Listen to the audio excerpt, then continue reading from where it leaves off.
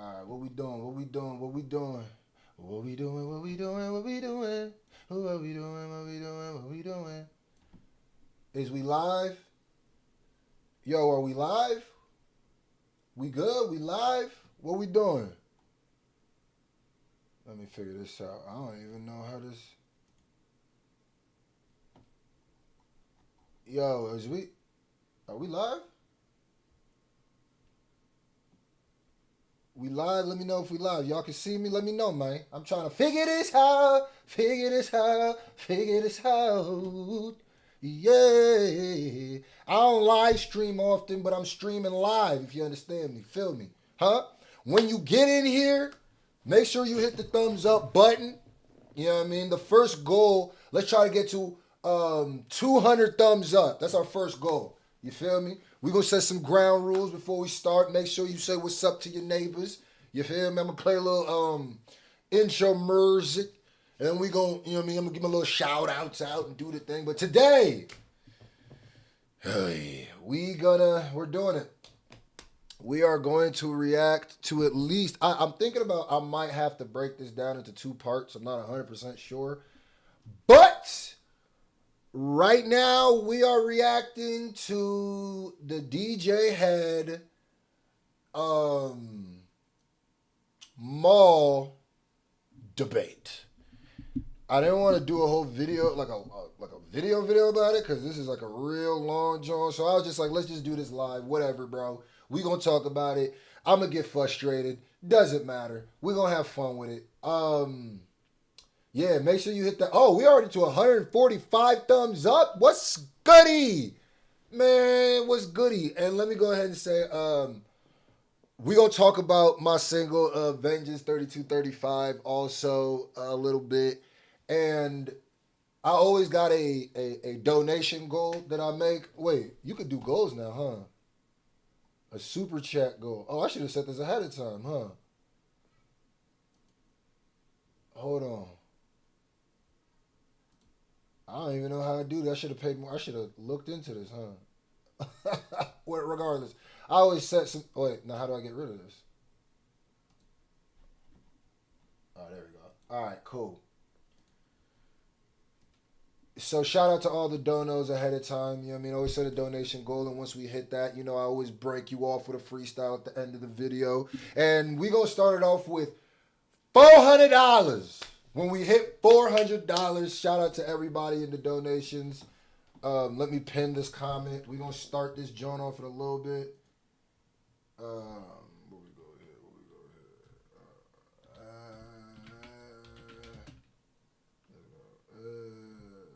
I shoot the lights out. We're gonna start in a little bit here.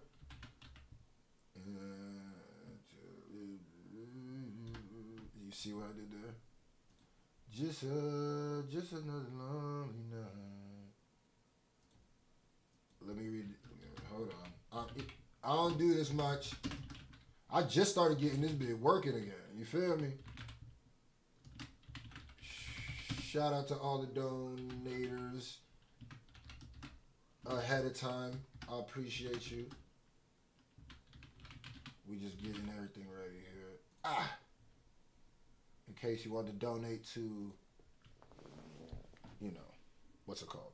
Anyway, so before we get into this, I already know this is going to frustrate me because I said this on my video where one of my biggest pet peeves really is watching people who don't know how to debate. That should be frustrating. Like, and that's not even like I'm smarter than you or I know how to debate better. It's just a frustrating thing because it always just boils down to the same thing, you know? Shout out to everybody in this bit. Turned up. Let's get it. So, all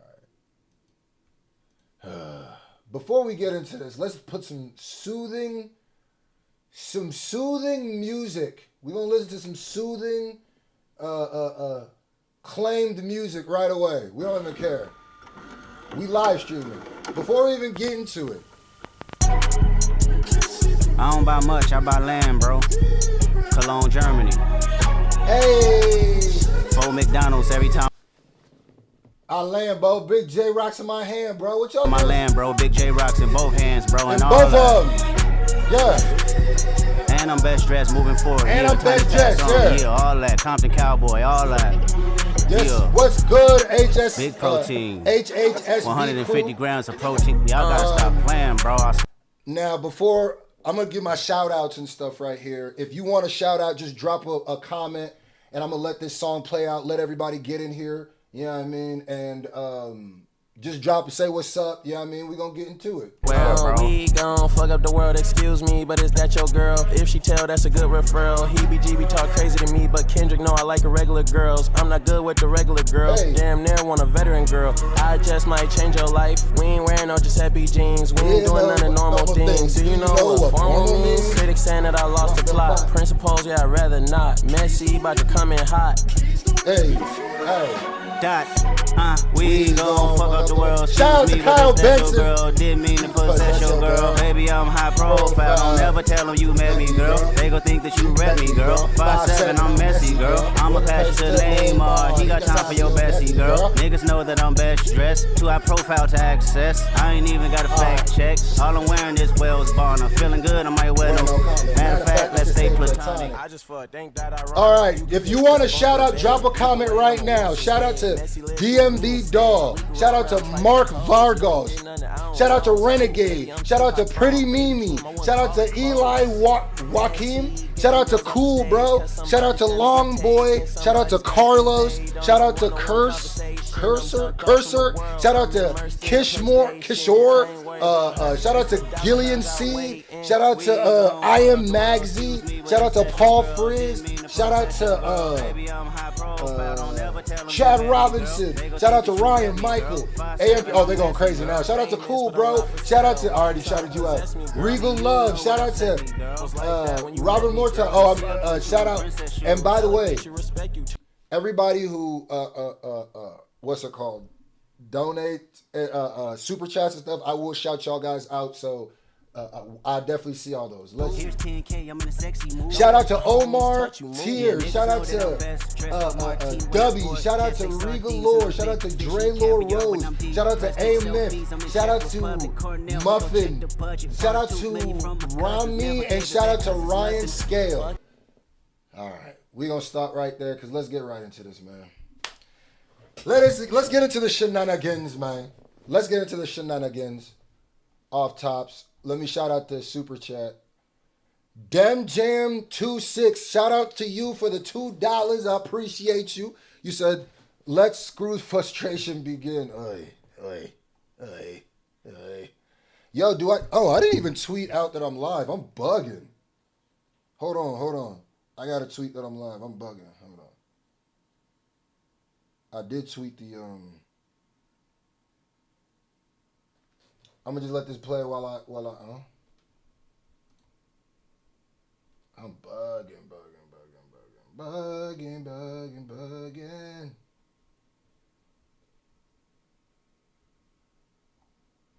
We gonna play this while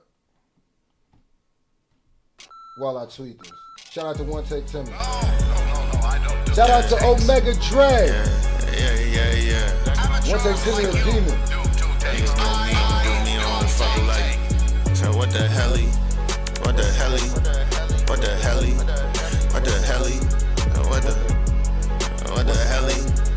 We got 500 people in here. We gonna keep going. What the hell? Number one like Nelly, what the hell he trapping out the telly, bank account of This deli. boy Man, I'm nasty, barely gotta get swear to this God he bread. ain't See nasty. the Shout out biscuit to belly, family MK crowd. and Niggas T want for my the top. $2. Now was it Kelly that keep trying but can't get the drop. Niggas Lil Webby call my celly, I be faking death. Now I'm Machiavelli, then she text me, I can't see it either. What the hell in Keller, what the heller? Message to my sellers, what the hell? He had clientele, but had a clientele. What the hell? Now he in a cell. Know your personnel. Trying to get rich, shot to my Adele. Know me very well. When I touch down, that bag come around. She don't care, I sell. What the fuck? He hot as out Kentucky. Can't no nigga touch me. Her friend fucked me back when I was younger. She was not as lucky. Active father, but my wild ways. Ho, just gotta love me. Met my new bitch at my child's play. Turn up right at Chucky. What the fucky? What the fucky? Ain't wanna let us in, they tasting their own medicine. It's yucky, niggas monkey, never been no junkie, never been no flunky. Told them pig, tryna hold it in. Fuck it, let's get funky. What the shitty? Did you know it's Timmy? How out the city hit this bitch, and I got the viddy, got it with the diddy. Yes, sir. Okay, we're gonna end it right there. Let's get into this, man. So, Maul and DJ Head had a debate about the whole Kendrick and Drake beef 1 year later. We're gonna listen to it. I'm gonna tell you right now, there's no way I was gonna just do a regular video about this because I would have been ranting too much. I already know. So essentially, let's get right into it, man. Hit that thumbs up button, man. No worrying mouth. Welcome to our 1 year anniversary of the greatest battle in hip hop history with Drake and Kendrick Lamar. We are here to celebrate with two of the biggest media personalities of the entire battle. Damaris, I felt like these were the best two to bring in to really I'm gonna try to be calm as much as I can. Break down everything that happened a year ago. I agree. Representation for both camps. We will start with our first guest, hailing from Carson, California. And I'm gonna call it down the middle how I see it, just on the debates. That's how debates work. Even if I don't agree with one side or the other, I know I could call it down the middle of. Oh, figure. Like I have no idea. Media personality, legendary DJ, and the Coast Guard, from what I'm told. I have yet to see him swim, but we are joined by our family, DJ Head. West Coast, we in the building. Yay, studio Shout audience. Out to Head. Shout out to DJ Head. Thank you for having me. I appreciate, being here. I get to sit on the Rory and Maul set. Yeah. This is what an honor. I just talk like this. I'm not being sarcastic. And in the other corner, I do not know his height and weight because I am not built like that, and he would find that offensive if I did. Hailing from the Bronx. Absolutely. Fordham, to be exact. Preston Ave. We have the one and only Maul. Shout out to Maul. I'm here every day for the last 12 years. You don't have to clap for me. I got a question. What's up? You said when he said you from the Bronx, and then you said the street. Yeah, see, Pest, Lord Flacco, it felt like they were jumping him. That was one thing I was afraid of when I listened to the Chick Smooth clip. But is that normal? That's some East Coast shit? No, but if you say you're from the Bronx is so big. No, I know that, but that's like saying I'm from Carson, but then I wouldn't say Diamonddale because I don't know. I always find that interesting about New Yorkers because even Wayno does that. Other people do that where it'd be Shout this is my block, and it's I would never tell a nigga where my block is for safety reasons. Oh no, I don't still live there. No, I know that, but I'm just saying. Well, no, you niggas guys do. You guys tell with your fingers, paws, and your mouth exactly where you're from. Yeah. But I'm just saying, to me, that raises safety concerns. I would never say the street that I live on or my family is still there type. But Creston is a long. Oh, okay, gotcha. And Fordham is a street, but it's also an area. It's an area, more or less. Okay, got you. Yeah, that's when we say Crenshaw. It's a street, but it's also an area. Exactly. Okay, got you. Exactly. That makes sense. So we didn't dock Small. He's just. If anybody want to go to Creston and look for me, be my guest. Just don't call me. I always hear New Yorkers say that. I'm like, damn, he just gonna say the street he live on. Yeah. Yeah, but it's not a small street. Very big block. Well, I want to start with something that you guys do agree on and something that actually makes me very happy. The Lakers are the fuck out of the playoffs. Thank God. We can clap for that as well. I know both of you are. See, the thing also, too, with the whole jumping thing and stuff like that, them having it on the Rory and Maul podcast was obviously not neutral grounds, but Rory has been, for the most part, he said some head-ass shit. But we've all said some head-ass shit throughout this. But he said he's been more down the middle than obviously Drake. We're very sad. Then what's his Maul? For that, Maul for some reason is a Lakers fan. I don't understand it. But diehard Lakers fan. He's on the right side of history. Diehard Lakers fan. Absolutely. Not this year, but I'm a Knicks fan, so I'm sorry to hear that. So I feel like we should start at the absolute beginning of this entire thing, right before the battle even started. I want to go to the control verse. Because DJ Head is our guest, we will let him go first.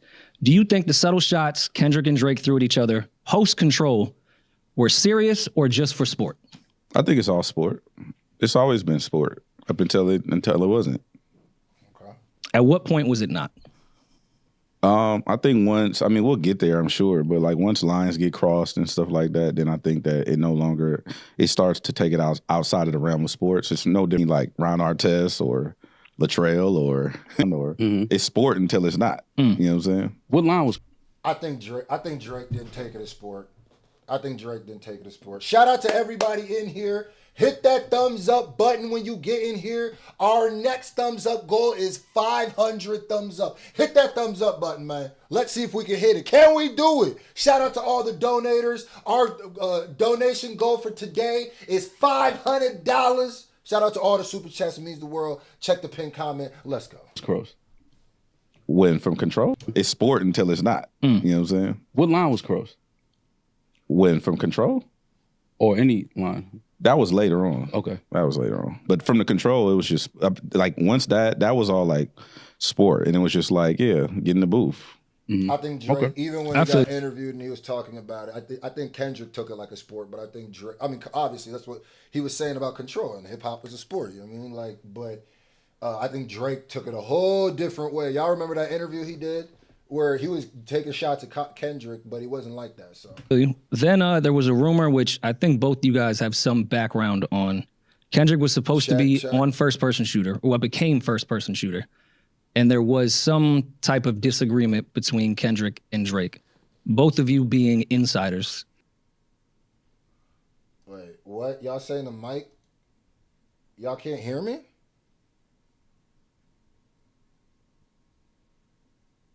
What? Can y'all hear me?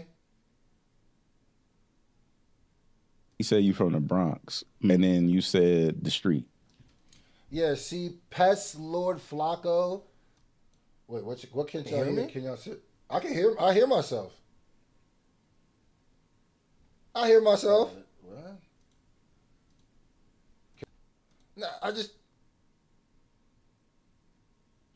Can y'all not hear me, or can you hear me? Because I just went back and checked and the audio is working.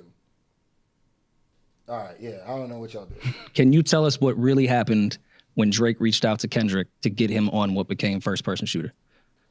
Head, we can start with you or Maul, depending on. I don't know what happened. I'm not sure what happened. I do know that obviously he was supposed to be on the record. I don't know if he just decided he didn't want to do it because he had other plans, or if it was just a timing thing and he was taking too long to send the verse back and they moved on without him. I mean, I don't know for sure. I've never. Maul knows damn well why. He literally explained that. Kendrick literally explained that in the record. I mean, when he said, you sent that verse, you know we got some things to speak about. Like, yeah, nigga, you know, Kendrick's already said that. Had that conversation. Shout out to Zeno0 for the $5 donos. And Screw, tell everyone the Vegito better if you would. Better than who? Who? Don't do that. Because I get into a whole rant. Whatever it is, I don't think it was nothing that, is a real reason of why this battle may have started because he didn't get on the record. I believe that he had a plan and he was like, this really will go against everything that I'm planning on doing. So. Okay, so you believe that he had no intention of getting on that, and that the Like That verse was going to happen regardless of J. Cole and Drake going on tour together, hugging on stage, talking about the big three, sort of, but it's us because you're at home and we're holding hands. Do you think it had anything to do with that? Do I think it has something to do with Drake and J. Cole being on stage on tour together and Kendrick not liking seeing that? And it being a #1 record. What? That's a weird loaded question, but I mean, maybe. The unloaded version of that question would be, why do you really think Kendrick did XYZ? Him saying, do you think it's because this specific reason is like, that's a bit leading, but I mean, that's why I feel like Maul was even like, what? In the beginning. That's a weird question. That, the record happened. I don't know if Kendrick thought that them three on a record, I mean, he probably did assume that it would be a #1 record with them three on it, but I don't think that was him seeing them rejoice and have their moment on stage together. He was like, nah, fuck that. Like, I'm dissing these niggas. Like, I don't think that was it. I think he had this premeditated for a while, and just, again, for sport, I think it started as sport, and then I think it turned into something else. I think it started as just, I don't want to be boxed in or grouped in with y'all. I feel like I'm better than both of y'all, which is cool. As an MC and as a rapper, you're entitled to that. But I think it turned into something else after it was just sport. Okay. How do you feel the same way? Yeah, it's pretty straightforward. I don't think it's like as complicated as people like to make it out to be. Like they try to make it out to be like this huge folklore type thing. I don't think it's that. It's really just, it's simple. I don't really have insight on if he was supposed to be on the record or not. I haven't discussed that with anyone. But if he was supposed to be on the record, then I mean I know the speculation. I'm not an idiot, you know what I'm saying? But if he was supposed to be on the record, then I'm pretty sure that he would have delivered on it. But I think it's just sport. Do you think Kendrick had been plotting this like that verse, or at least this battle, for years? Because that was always the rumor, even from people on his side, that this was something that he had been plotting for quite some time. Then Drake ironically said he was going to stop making music for a little while, and then we get to like that verse. No. Yo, these questions are mad loaded, bro. Like, what? Hold on, let me hear that question again. Hold on. Said he... Like, you know your question's kind of loaded when it's, like, multi-sentence layered. Like, I get it. Like, sometimes you do that, but, like, hold on, that this was something that he had been for years. Because that was always the rumor, even from people on his... Or at least this battle. Kendrick had been... Sure that he would have delivered on it. But I think it's just sport. Do you think Kendrick had been plotting this like that verse, or at least this battle, for years? Because that was always the rumor. Okay, so that's the question. That's where the question ends, right? Do you think that Kendrick has been plotting this battle or this diss for years?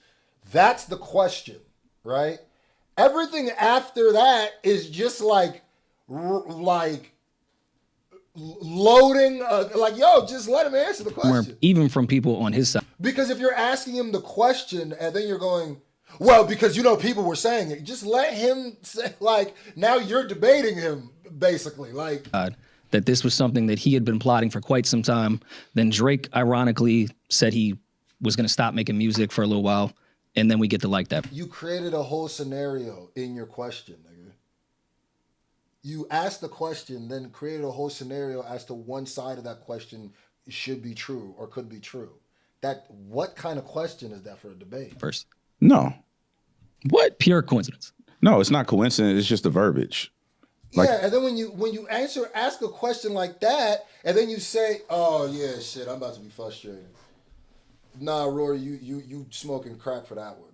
What? You literally loaded that question where the answer is one word. You know it's a bad question when the answer is one word. That's literally like elementary shit. Like, because you literally went, "Do you think this? Because these are all the reasons why you should think this." And then when he says no, he already sounds crazy because you didn't give all the reasons why it isn't true. You just said, this is the reasons why it's true. Go ahead and say this now. So then when he answers it, you go, you think it's just coincidence? You're trying to have him say, he answered your question, nigga. If the answer is no, then he thinks, what? And that's what sets up them all to go, what? And now the whole room's going to act like he's crazy because you load... Oh, nigga. Like the verbiage you used was plotting. Plotting is a verb, meaning that there was action being taken. I don't think that he was plotting. I think that you're ready. Like, I'm a registered firearm owner in the state of California. I'm not plotting on anyone, but I'm ready for whatever. I think that's yeah. As a rapping MC, I think every rapper is has that mindset. I'm always ready. Yeah. I think every rapper has bars directed at other rappers, but in this case with Drake, I think that any rapper would want to get into a back and forth with Drake. It helps you out. No? So do you think he was plotting more? Because you said what pretty loud. No. Well, I see what Head is saying, plotting. I don't know if that's the word, but planning, I think is a better word. Preparing is a better word. But why not? I think every artist is. We're talking about one of the biggest artists in the world, and if I have the opportunity to have a moment with him going back and forth, making music and displaying my skill set, why would I not want to do that? Well, do you think because Kendrick, The Weeknd, Metro, Future, and Ross all teamed up around the exact same time that there was not a plan or a plot to go against Drake all at the exact same time? I think that's one of those, you know, when you know, people get the opportunity to show you how they really felt. They just waiting for the first person to go. And then other people will start expressing their true feelings and emotions. I think that's what that was. I think everybody secretly had some, I mean, for the last, 15, 16 years, Drake has been. Yo, by the way, I'm not fixing the audio straight. I know everybody in here is trolling.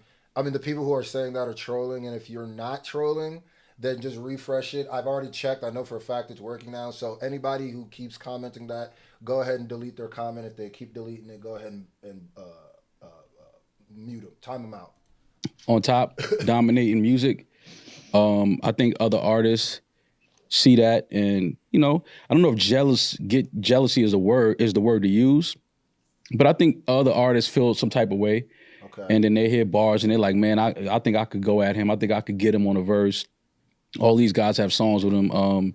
So there's a relationship, but I think it starts, like Head said, I think it's a competitive thing first. I think after a while. So far, Rory has been the worst part of this. So far, Maul and Head haven't. You know, it goes into a little bit of or a little weird. You know, more personal thing. Like, you know, when a lot of guys, you know, numbers aren't doing as well if they don't have a song with him, or you know, he doesn't send verses back as fast as he used to, or he's not sending records like he once was.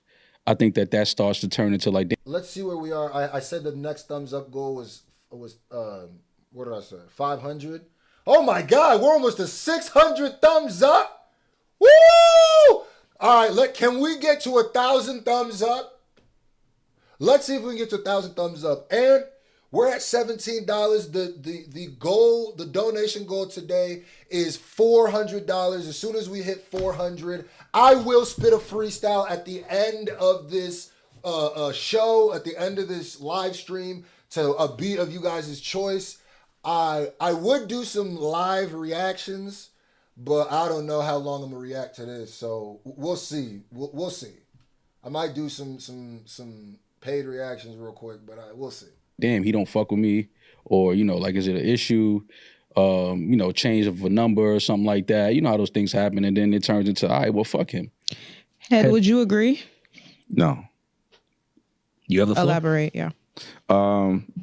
So I don't think I don't think it's like a grandioso conspiracy. I don't think that people was plotting and waiting, or I don't even think that it was a jealousy thing, or even that had anything to do with his music.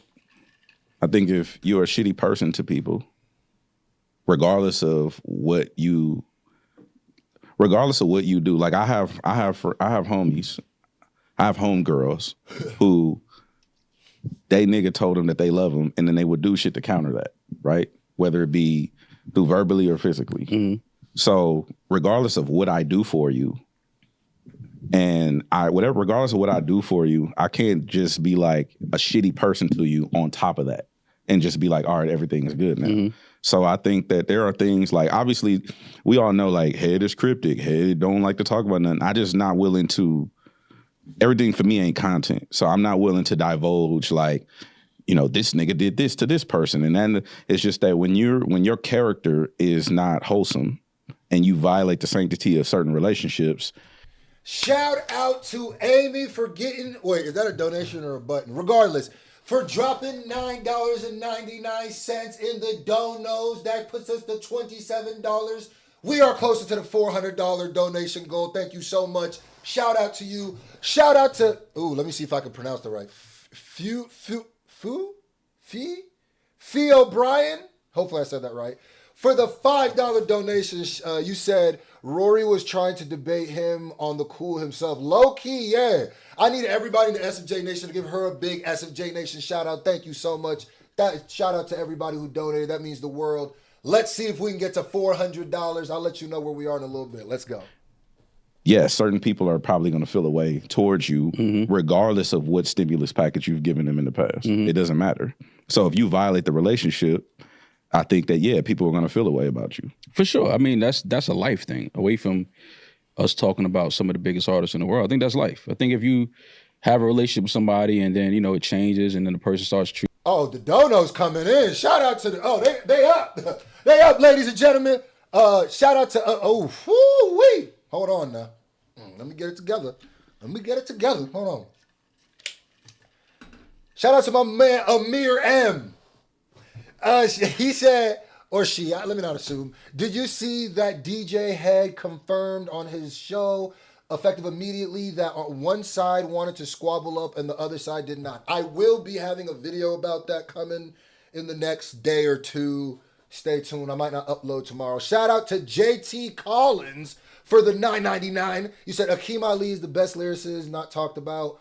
I'll see you at Vegas show. Screw hip hop is a sport. My guy, Akeem Ali fire. I've reacted to him before, actually. Dude fire. And I like how he does the whole little character where he did it. Shout out to y'all, though. I appreciate everybody for the donations. That means the world. Remember, that donation goal is $400. If you want to donate to the Cash App, it's in the pinned comment. And to the PayPal, it's in the pinned comment. Let's get back to this. Treating you some type of way, and then it's obviously emotions and feelings change. Not saying that I think that's what happened here. It's correct. All right, feed. But again, I do think that some of it is, if Drake doesn't, give me a verse or doesn't do a song with me, like I sent him a record, he didn't send it back, but then he did an album, an entire project with somebody, and I still never got my verse. I think that leaves room for somebody to feel away. I agree, but there's also I'm not gonna lie. So far, Maul is pretty level-headed. I mean, the clips that I seen made him look. So man, I know they're there. I know there somewhere this turns up. Somewhere this goes left. You feel me? Somewhere this goes left. So I'm ready for it. But shout out to Madness Arcade EP. PS? Whatever. For the $5, you said, when you going to react to MC Abdul, you got something against protest rap, my man. I don't got nothing against protest rap. I made protest. What? Well, you better check my... What you mean? You better go during the Black Lives... Man, chill, bro. Don't even do that. My bad. I haven't really gotten requested to react to MC Abdul before. Shout out to El Olithi. 77. Y'all coming through with the names, ain't you? For the $20 dono. Real one. Shout out to Deji Bachut.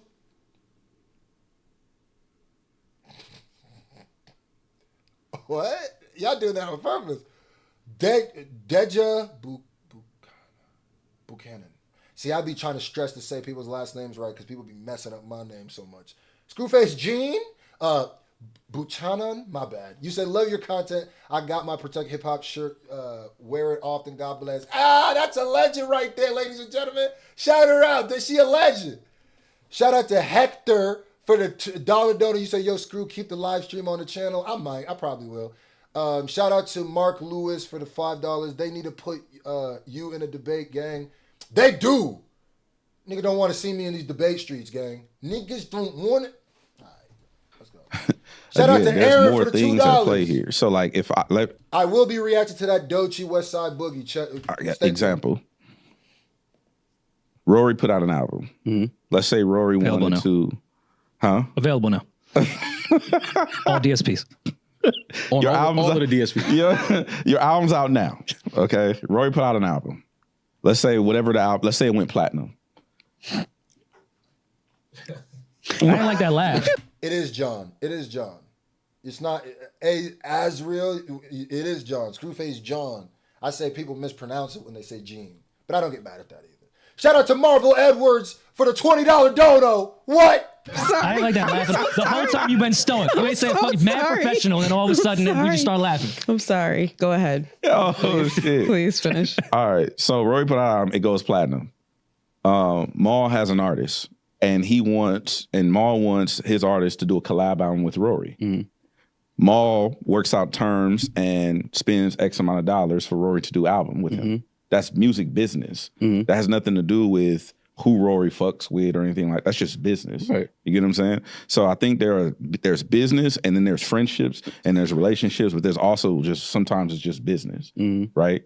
And I think that people conflate the two because hip hop is supposed to be this communal thing where everybody is like jumping on shit and sharing features and stuff. Sometimes it's just business. It's not bigger than that or smaller than that. Right. Okay. So the other thing is, when it could be some people feel away because he didn't get back to me as fast as he normally would or whatever the case may be. That's I'm not saying that's out of the realm of possibility. However, shout out to Rory. What was it? Something orange? Emotional orange. See it? I don't like it. the narrative, me personally, just because the things that I'm aware of. I don't like the narrative that everybody's ganging up on this one individual, because that's what it seems like optically. Everybody doesn't know what's going on as to why. It's like I said this before. Is it 20 versus Maul, or did Maul offend 20 niggas and now Maul is in the room with 20 niggas and they all want to fuck him up? You know what I'm saying? It could be both. I think that this particular situation. See, no.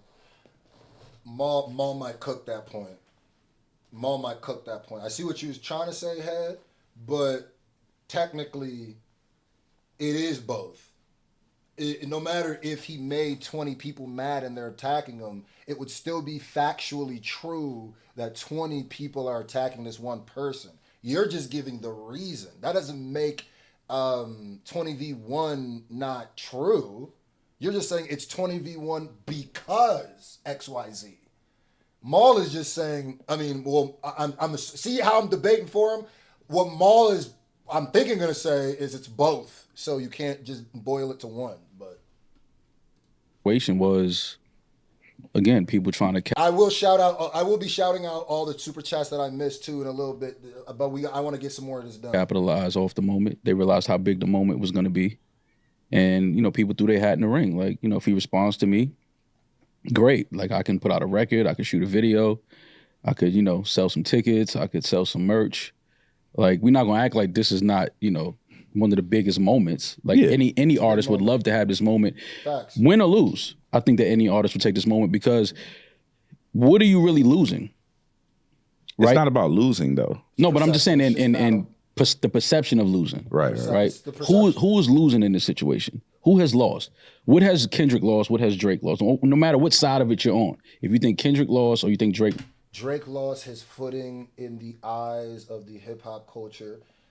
Drake lost his, not with everybody, but I would say with more people than not. You see how I'll cook in a debate. You can't say absolutes like everybody. I say with more people than before are now looking at Drake in a different way. I don't believe Drake could be making a lawsuit saying that he's literally losing things. Like, he's literally legally saying he's losing things. So you're actually factually wrong. Now that I even think about that, I don't know if I said you're right, but you're actually factually wrong. Drake is quite literally in the court of law saying that he took damages in this. There's only one side that's doing that. I hope Head says something about that. Lost. What did they really lose? Well, I'm pretty sure that one of those parties have lost substantial business opportunities. You think so? What opportunities? I don't know. I don't even know if that's true. But one side is saying that that's true. I don't even know. Let me shout out some of these donos, man. That I miss, man. Shout out to Daryl Barnes for the $10. A real name, no gimmick. That got my shirt too. Hey, that rap I live it. That's why I ain't got no rap name. My name's O.B. Trice. Thank you for that. Who else we got? We got Damian Smith. Thank you for the $9.99. He said, keep doing your thing, fam. You know I will. I appreciate you. Big shout out. Oh, we got Wayne Herring with the 20-piece. Said, we need more Tyler reactions, preferably Smucker's top 3 Tyler songs. I'll get back. Yeah, I need the request. People got to request it, but I'll definitely do that. Let's get back into this. It ain't my business to tell, but. And let's see where we are compared to the donation goal here. Where are we at? Okay, we're at $167. The goal is $400. If we hit that, I will drop a freestyle at the end of this. Shout out to Cliffside for the $2 donations. Drop the workout routine, bro. Trying to get some abs. Oh, you trying to ab up? You trying to... I don't know. I just be going in there and picking up things and dropping them. Watch Jeff Napier. That's who I'll be watching. And Mike Israel. Win or lose, Shout I out think to that any Baby artist should take this CLB. moment because, the perception of losing. Right. Who is losing in this situation? Who has lost? What has Kendrick lost? What has Drake lost? No matter what. All right, I'm gonna pronounce her last name just for that donation. Pronounce the last name, Mukovic. Come on, say I didn't Mukovic. You thought you had me. You thought you lined me up. You thought you had me. Didn't know I had a little throwaway. Mukovic. You thought I wouldn't go ahead at, did you? Thought you caught me lacking, didn't you? Huh? Had my little schwammy on me. You ain't know I had the little schwammy on me. Never that. Side of it you're on. You ain't know I've been thinking about how to pronounce your name since I've seen it. Come on now. If you think Kendrick lost and you think Drake lost, what did they really lose? Well, I'm pretty sure that one of those parties have lost substantial business opportunities. You think so? What opportunities? I don't know. Ain't my business to tell. But I'm pretty sure that there have been opportunities that have not come to fruition due to the nature of this entire thing. The nature of the perception of him losing, or the nature of what the song is. Come on, hey. Do not miss the low-hanging fruit when a nigga asks you in a debate. Literally, you know what's the craziest part? You in 99.9% of rap battles in the history of rap battle, whether it's a mainstream battle, whether it's a smack DVD battle, it doesn't. You can make the argument that Maul's trying to make. Usually, right? When because usually the culture knows what side lost, but you can't really quantify it, right? With the MGK Eminem, you could say MGK lost, which I think you do, but it's harder to quantify it because then people who say, but what did MGK lose? Because he went to rock and he had a #1 album. So it's harder. But the one slip up he has here is this is the first time somebody put it in legal documentation what they lost in a battle. And he's right. He said the opportunities, but I just don't know if that's true. But that's what he said. So Head kind of did say that, but insinuating. Could be a combination. Could be. Okay. And we'll get to that part. But Mo, do you feel like he's lost any business opportunities? Drake? Yeah. No. Okay. Drake? Moving on. There was a rumor, but let's not act like it was a rumor. It was a fact. Drake and Kendrick did speak post like that to set up rules. Are you confirming that? I am. Okay. Oh. It's a podcast. We don't fact check. Drake and Kendrick had a conversation after like that, where they had some light convo about what the rules were going to be and how far everyone was going to take this. There was a third rapper involved as well, but he bowed out, and that's not what today is about. What do you think those rules were, and what do you think that conversation was? I like the phrasing of that question. Go ahead. What do you think? Yeah. The rules were? Yeah. I appreciate that. Thank you. I don't know. I don't know what. That's why I'm in the turtleneck. I don't know what I think the rules were. That is a weird question. I think it was maybe certain, maybe family type shit should be off the table. Maybe. Mm-hmm. Things like that. But I've never thought about, these guys being on the phone call and then, having a discussion about rules. I will be of shouting out engagement all the when it comes to too. Shout out to y'all. MCing. I think as men, I think it's certain things you don't say as men to each other or about each other. But obviously that line was crossed. So what was the conversation really about? Okay. Hey, what do you think? Say the question again. What do you think their conversation was pre-battle about what the rules? Nigga said I like how you worded the question, but forgot the question. Maybe how far we're taking this. What do I think the conversation, if the conversation happened, I think that the rules were discussed as far as, The reason why this is a weird question is because no matter what your answer is, what does it matter? And I know technically you can say that about this whole thing. It's like, oh, what does this beef matter? What does music matter? What does this? I know you keep doing that, but I'm saying even in the context of this debate of this rap battle, I guess the question would be, a better question I feel would be, do you believe that they had a conversation? But if Rory's just gonna say that they did, there's just no point of this question because I don't know, nigga. What my answer would be like, nigga, whoever wins takes the loser to Dairy Queen. I don't know, nigga. Like what? Let's not get personal. Ask Let's me do the questions I thing. can answer. But even if it's opinion questions, that's what I'm saying. It doesn't. I'm not saying that because we're having a hip hop debate. It doesn't have to be based in anything more than the hip hop, than what we're talking about. But yeah. If we go personal, it's gonna go to another level that you probably don't want it to go. Okay. And then I think that's if I had to guess, that's the nature of the conversation.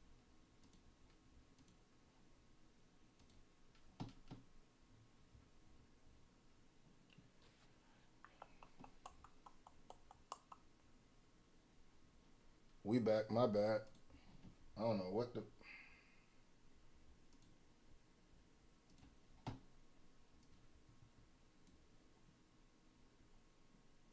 We back. My bad. Yeah, I did see it drop.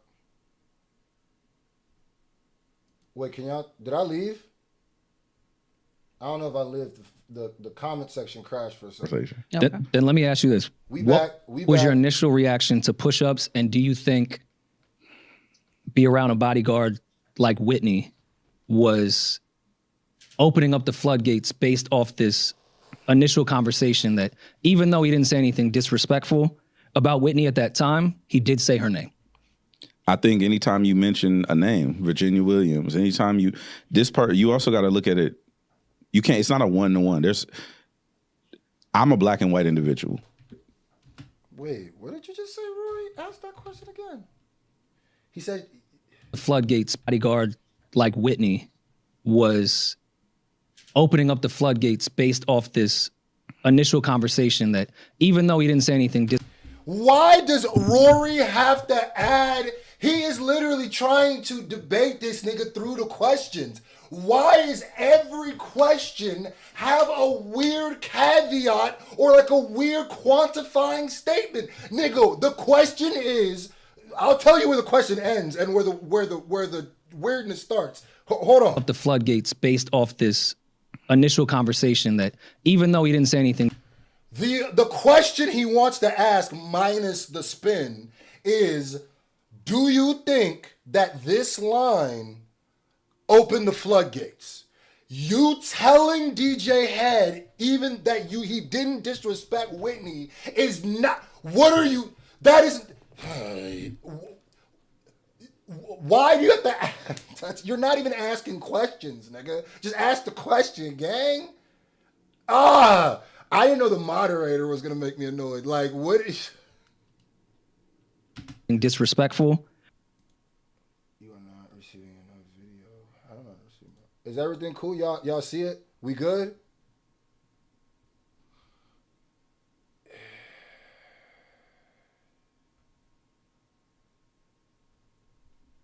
Y'all can hear me? Y'all can see me? Oh, my God. Yeah, the reception just went bad. I don't know what the hell happened here. I'm going to refresh here. Y'all can see me, though?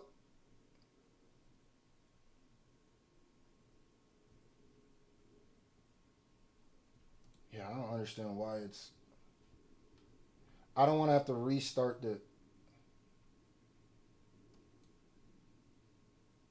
Okay, no, it's not lagging for me anymore. I'm gonna have to restart. I'm starting it. Name, Virginia Williams. Anytime you also got to look at it.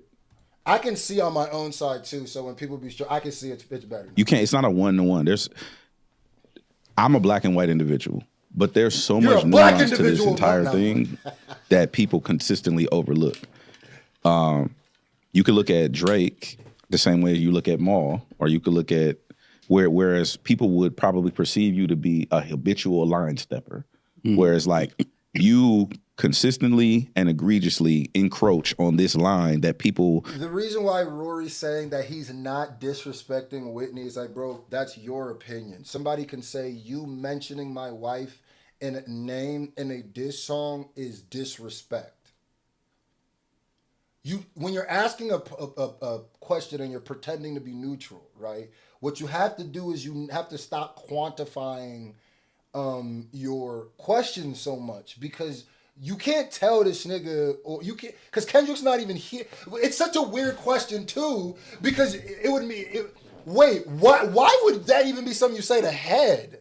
Even Head can't speak to how Kendrick took that. That shit don't even make sense.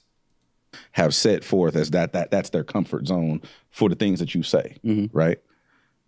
Same thing.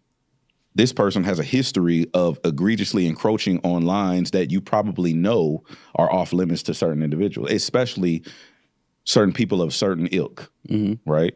So I think those things have to be taken accountability once you then, like you said, we're all grown men and we know that's not necessarily true. I know people who consistently encroach and don't know where the line is because they didn't have big homies or older brothers or anybody to teach them the ways of manhood, right?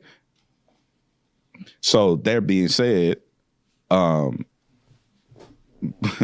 if you could say anything like from it could be whatever the line is. It doesn't have to be. It doesn't even have to be my wife's name, my fiance's name, anything. Maul could say we could talk about anything when we have this conversation. You just can't mention my earlobes, right? That's my line. You mention my earlobes, I saw this clip. I'm losing my shit. It's up. I saw this. That's his line though. That's his choice to make. So I was like, man, fuck your earlobes, woo woo. Now I have to deal with whatever comes with that. And I think that's where people get lost in translation as far as the line between, oh, this is hip hop, this is sport, and this is like, no, this is a real thing. That's the best way I can answer that. Well, Mo, to DJ Head's point, Drake has mentioned opponents, girls in the past, and it has backfired or taken a battle to the next level. Do you think it was smart to mention Whitney this early in the battle? Because it was just to like that verse and then push-ups was a reply off the 20v1 shit. Was it too early to even mention Whitney at this point? I mean, I'm not an MC. I'm not a rapper. I don't know, I can't speak to the mindset or the strategy of what Drake had going into this thing. I do know that. Shout out to Fee O'Brien. And Rory makes me think he's afraid of Maul. He is constantly adjusting his opinion to fit whatever won't piss Maul off. I've seen him say things against Maul. I've seen him. He was obviously very calculated, very, strategic in his approach and his thought process of what he was going to do, how he was going to do it. But I don't know if I look at that like, oh, it was too early to say Whitney. I don't know. I don't think so. I can't speak, for his mindset in that moment. But to me, that too early is a weird way of asking the question, I guess. But I think Rory's trying to say, should he have said the wife's name? That bar didn't really, like when I heard that, I wasn't like, oh shit, like it didn't really. Okay. Now, when Kendrick I heard may have heard it and been like, okay, if they did have a conversation, yeah, that's what I'm saying. And he spoke about not mentioning, the family and the wife or whatever, then I could see Kendrick like, okay, so then all bets are off. But I can't speak to if that was too soon for Drake to say that. But given the fact, both of us not being a rapper's brain, I didn't think Make It Ring on him like Virginia Williams was that crazy of a bar either. But you've seen in the past that if you just say a name, it allows a rapper to be like, all right, well, family's on the table now. Just saying the name, not even the bar. Yeah. Is that a mistake that Drake made twice? No, I don't think that's a mistake. I think if he wanted to say something, he said it and he stands by it. Those are his bars. Like, you know what I mean? Who am I to say that was a mistake? Like, I don't think that was a mistake. I just think that, whatever his mindset was, he had that bar. That's also a weird question too, because to ask, is it a mistake? You can't say anything is, if you really listen to battle rap or know battle rap, you can't say anything really a mistake. It's about the way that he handled what was said to him. He might have had some mistakes in the way he handled it. But what you're saying, as long as you're willing to, you thought of the angles, the rebuttals, as long as you're willing to take on whatever they said, then that's. Or he came up with it and decided, all right, I'm going to say what I want to say. Like, I don't give a fuck about no rules, and it is what it is. What do you guys think the score was at this point from Like That to Push-Ups? I don't know if because Like That, to me, obviously it's a Future record. Kendrick has a verse on there. Push-Ups is record designed specifically for that moment at Kendrick. So I don't know if I scored it. I think the Like That verse was when we all was like, oh shit, like, okay. You know what's weird? I don't understand why niggas do that. So hold on. The Like That verse, that moment at Kendrick. So I don't know design. I don't know. From Like That to what it is. Hold on. What do you guys think the score was at this point? From Like That to Push-Ups. I don't know if I see. That's not how I counted in my head. Like if you don't look at first person shooter as a diss, then Like That doesn't make sense.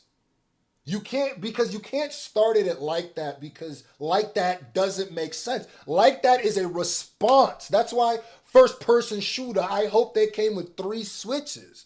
That's why it is what it is. Even if you're saying, I don't take it like a diss, we don't know how these niggas was really kicking it, bro. We can't really, and all you can say is it was up at that. It's been up since before.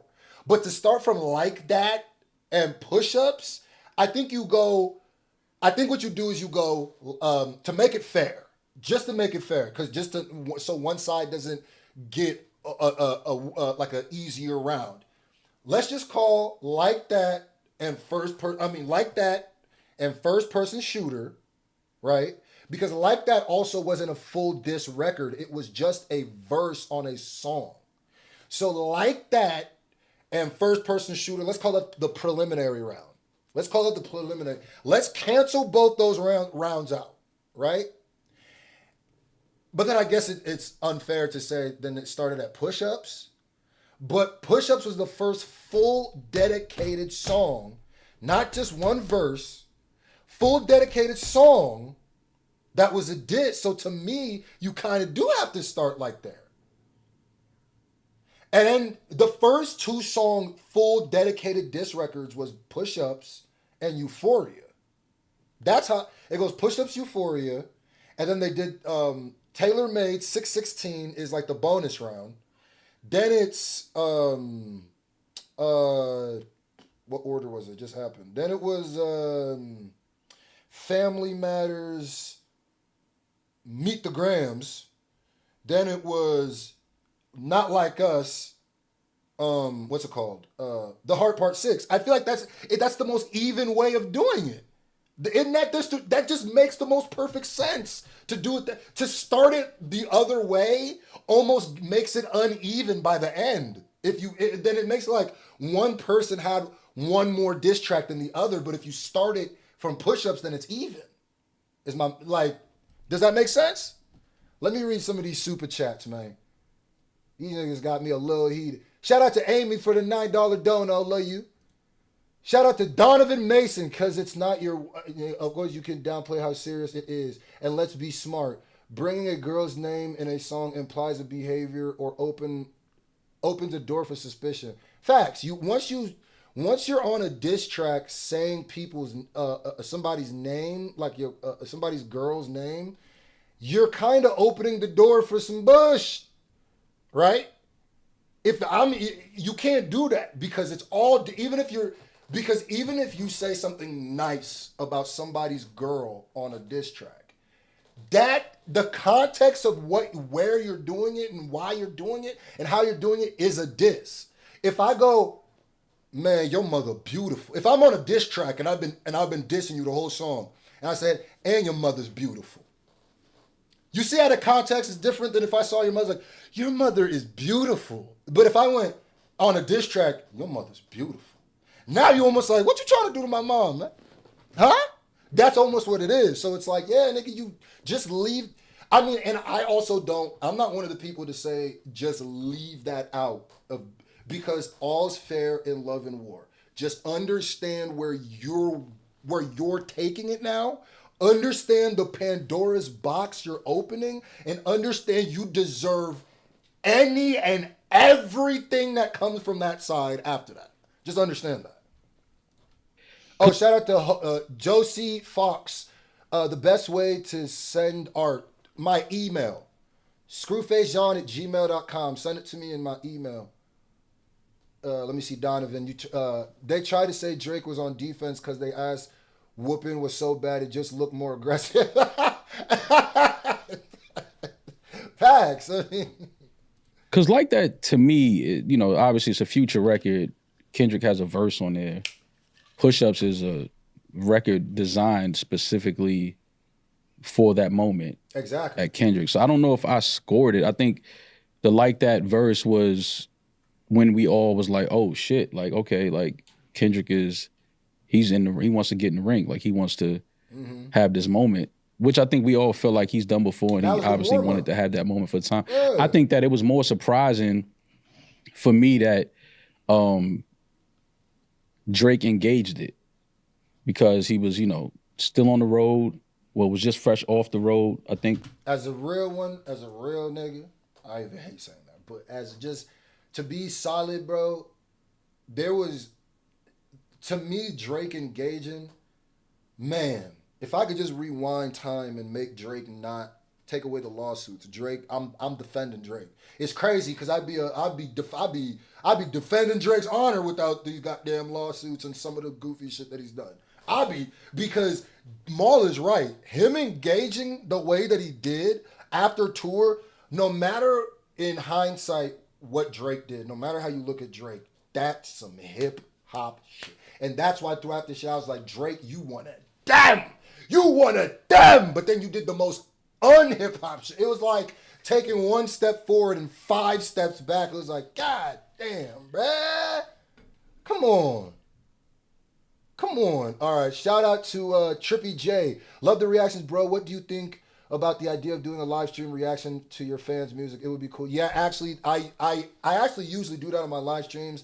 I just have you donate like a 15 the first 10 or 20 people to donate 15, then I'll react to whatever. Not even just fans' music, but that's a great chance for the fans to come in. But if you've always wanted me to react to something, I'll do it for the thing. I might do it. If I don't do this whole thing, I might do that at the end of this. So stay tuned. Thank you for your donations. And yeah, I might do that. So check me out. Shout out Donovan. I hope they ask Maul, is a cease and desist still for us? When Like That dropped. No, he was still on the road. Still on the road, yeah. So he was still on the road. I was more surprised that Drake he engaged. This is not making me as mad as I thought it would. I'm not again as because he had as I thought it would. all of this going on. I didn't think that. Hit the thumbs up button. Let's see if we hit the next thumbs up goal. I just said 1,000 thumbs up. I just said a crazy number just to see if we. Woo! 987 thumbs up. $266. The donation goal is $400. $400, and I will do an epic freestyle at the end of this. Stay tuned to whatever beat y'all choose. Let's go. He would, want to get off the road and go right into battle mode because you do have to get into a different mindset to, get into a back and forth with an MC or a rapper. As Kendrick, you have to, make sure that you're on your A game. So him being on tour and then getting off, I was like, I didn't think that he would engage it, but. And that's another thing, too, where you got to understand strategy. If I'm Drake also started this bit on a back foot because he did have to go, okay, tour mode, battle mode, so completely different. In fact, if you're like in album mode, there's different modes of writing and rapping, trust me. When you're in album mode, you can shift into battle mode a lot easier than if you're on tour mode.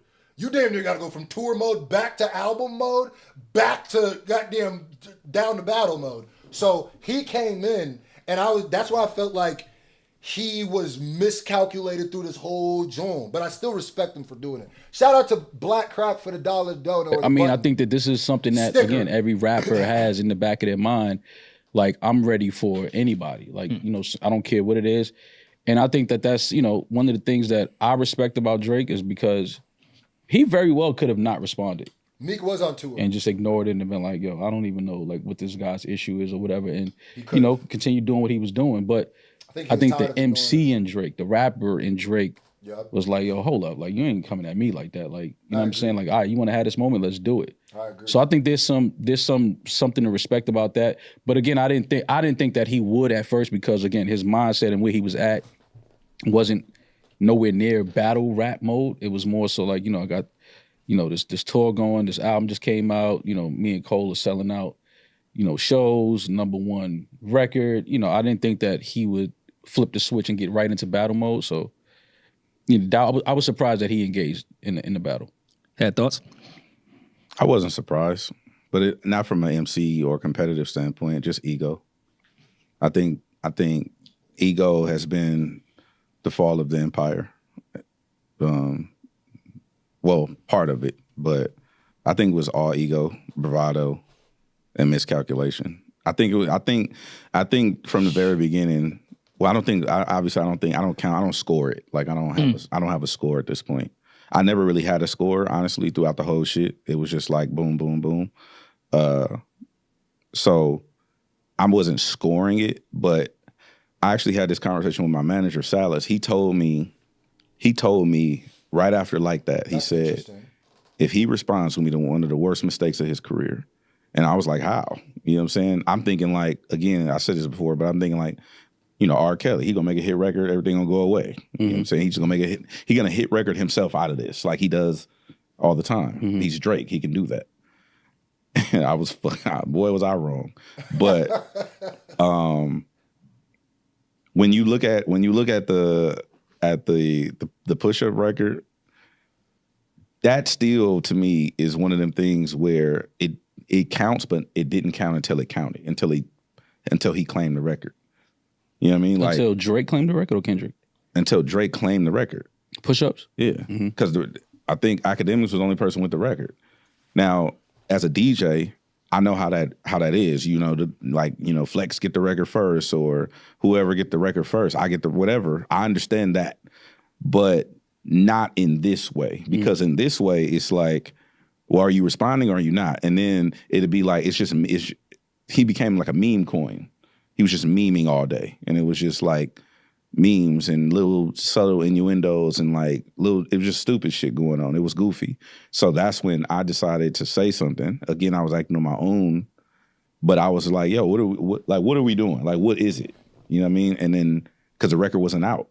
And so I don't think that we actually can count the record until the day that it came out on DSP. Now it's like, oh, now this is a real record. Because you're claiming the record as opposed to it could be AI, it could just be some bullshit that Ack is doing, whatever the case may be.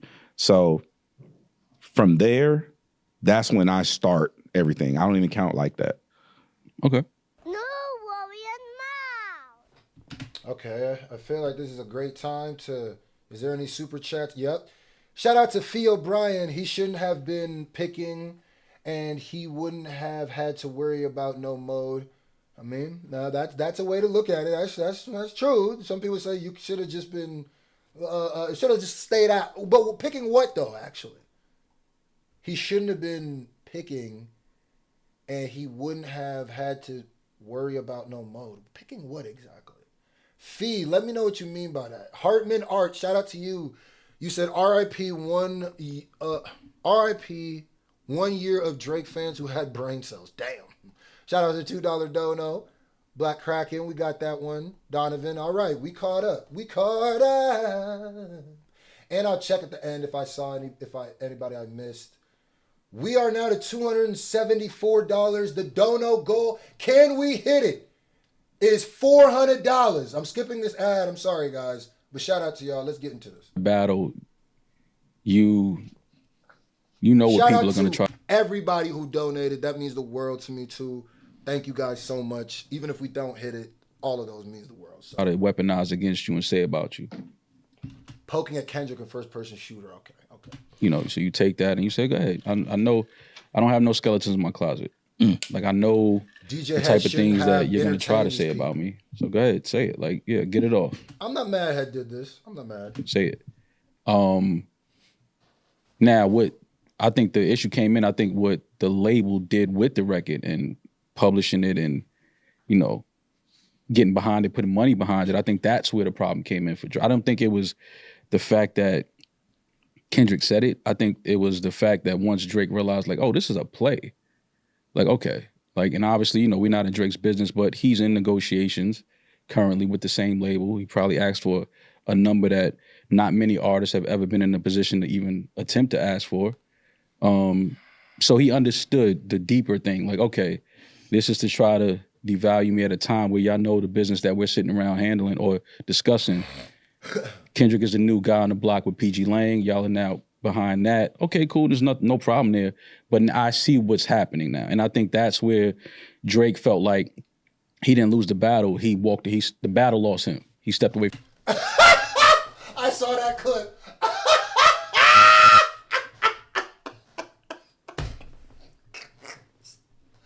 Is this where Maul starts turning up? I was waiting for Maul to turn up. This nigga finna turn up. Hold on. Run that back. Oh, nah, nigga. I tweeted, new copium just dropped. New copium just dropped. Nah, this a new one. This a new one, bro. Huh? Next, if you ever get caught cheating on your girl, just say, nah, I ain't cheat on you. The world cheated on me.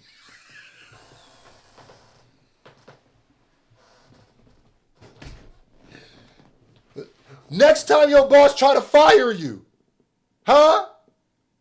Next time you about to lose your job, nigga. Say, I can't lose my job, nigga. Well, basically, that is what niggas say. You can't fire me, I quit, babe. But that's not even saying that. My job lost me. This nigga. Oh, shit. All right, Ma. Besides the fact that is top 5. That is top 5 most head-ass shits I've ever heard a nigga say who was dead serious. Top 5. No, that's goated.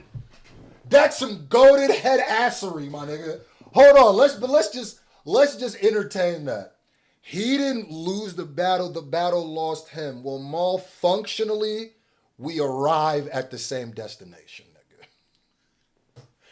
Well, that's like saying, nigga, we all got to the same concert, but I didn't go because I took an Uber and you took a taxi. Nigga, what? We all at the concert, nigga. Functionally, we landed the. Besides the fact that's almost fly. I ain't gonna lie to you. That's so delusional. That's almost fly. That's borderline some fly shit. When you gotta almost respect the nigga who's so delusional. They don't even care what that shit sound like. Oh no, that's some pimp shit. Oh, I didn't lose the game, baby. The game lost me. Yeah. That's some like what a pimp tells to the hoe. Hey, come on, baby. Oh no, I didn't lose you. You lost me, baby. Keep up. That's some fly shit, low-key. I need that again. That was fire. Head, you need to step it up because Maul's dropping quotables, nigga. Quotables, my nigga. What? Shout out to Maul New One for the $20 dono. He says, salute, King. Love the content. Been watching you, watching for years. Maul makes the point that UMG pushed Not Like Us, but wouldn't UMG be the ones that funded Family Matters? Yes.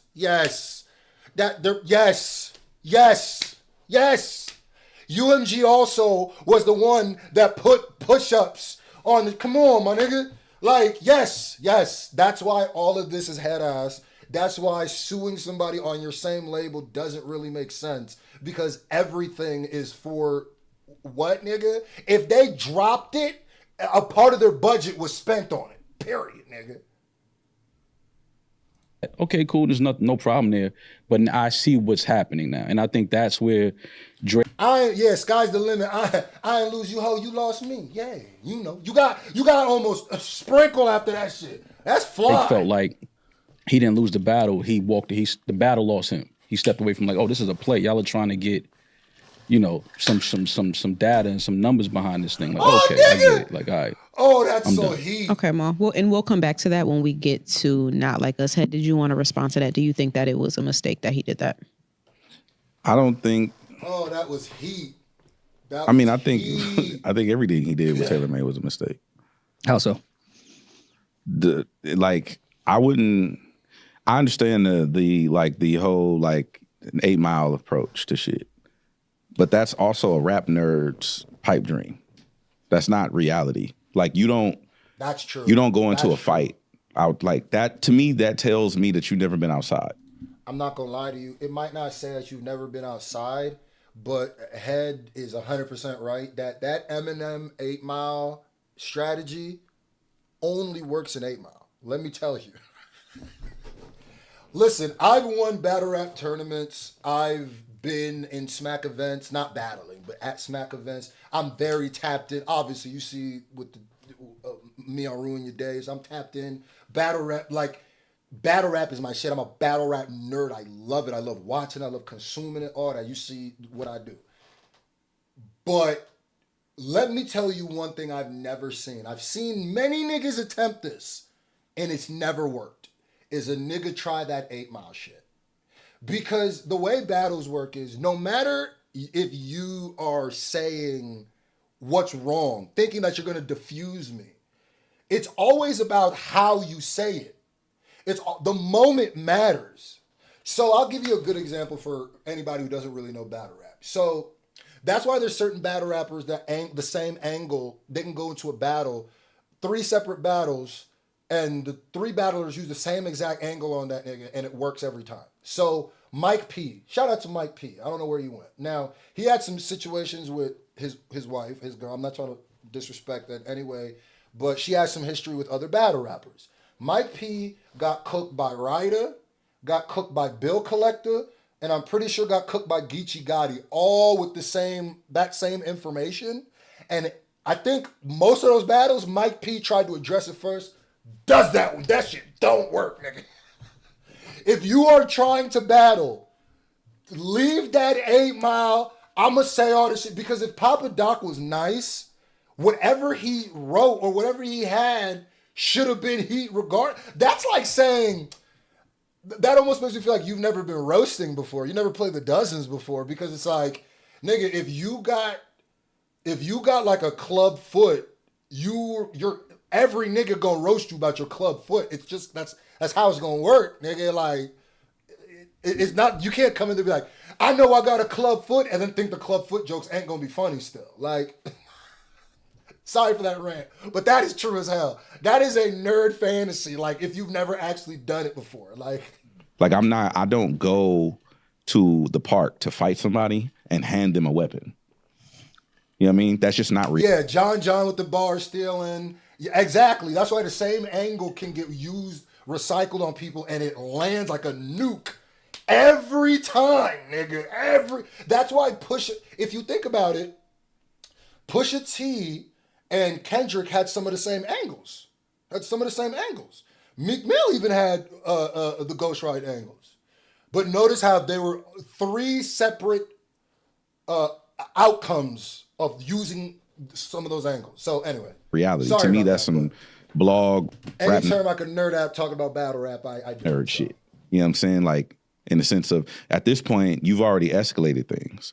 So now you should probably understand that it's not a friendly. Okay, J. Rome says Sharon, I think, got away with it. The only reason why Sharon would get away with it, let me put a caveat. The only way that shit would work is if the person you're battling, whatever they're about to say to you, isn't as heat as what you said about yourself.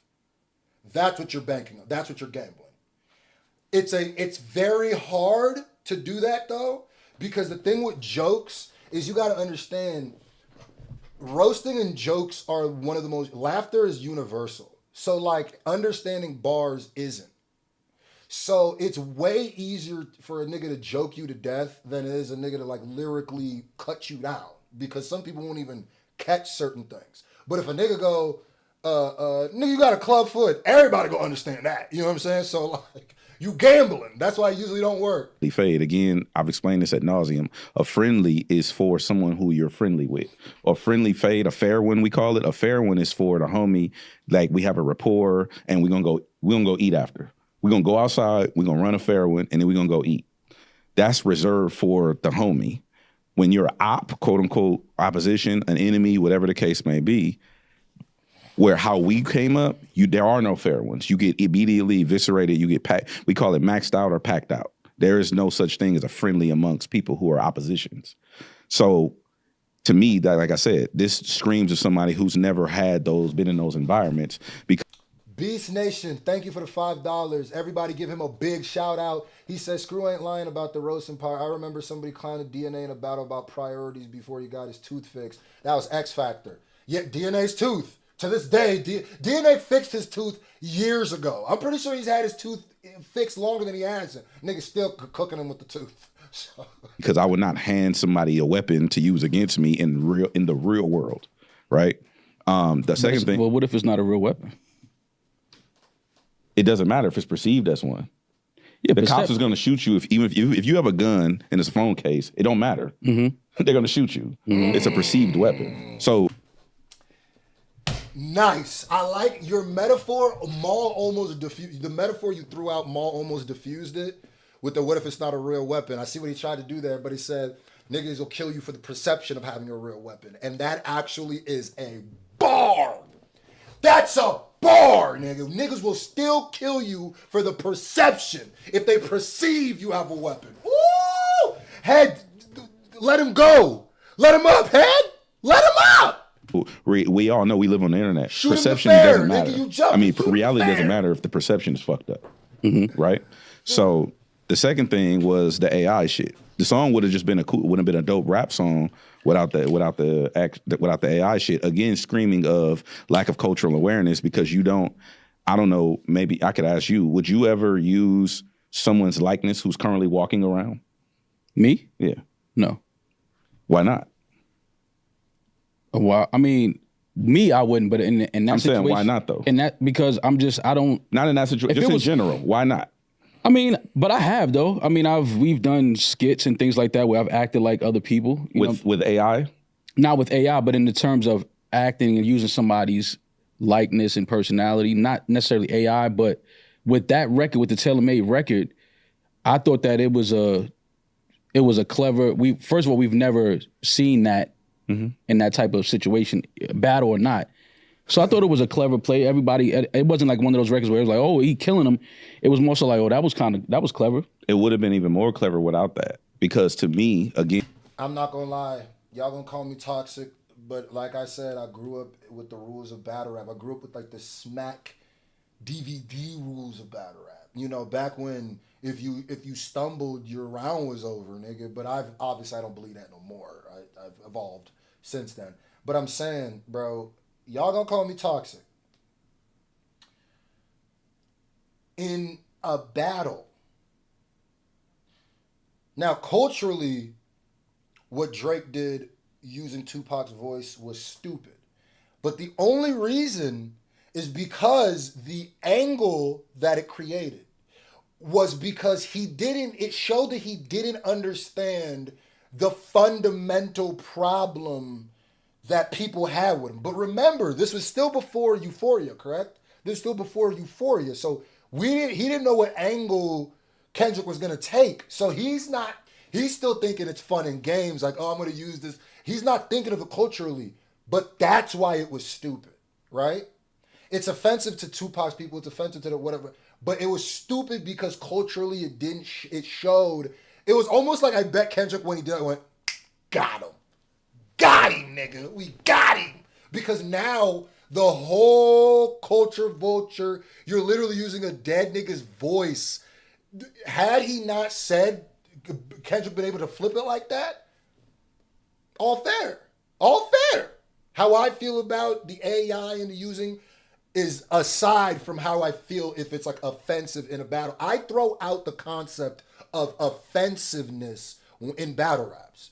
Like, I keep saying, like, bro, I watch URL, like, you guys, like, the things I've heard, bro, I watch all of Grind Time, my nigga. Go back and listen to some of these Grind Time battles, bro. I've heard niggas get shot. I've seen niggas get shot. Go to a battle and get roasted for getting shot, nigga. But literally got shot. Not just like some... So it's like... maybe my sensitivity when it comes to battles is fried. Maybe I'm just dead inside. But I didn't take the whole like, oh, I'm so offended you did this because I took it more like, oh, I see what you did there. But then when Kendrick spun it, I said, you kind of cooked yourself with that one. It was stupid in hindsight. I don't take it offensive. I take it as stupid. Now, if Tupac was my man's, if I knew Pac, I would have took that wild offensive. If I was Snoop, I would have took that wild offensive. Well, he used Snoop's voice too, so I guess if Snoop was cool. But if I'm Dre, especially when you know Pac is more from the Kendrick West Side, Dr. Dre side of things. That's where it's offensive. It would be like if, I'm trying to think of a bad boy artist. It would, see, I can't even use Diddy right now because he a monster, so niggas aren't going to find any sympathy for him.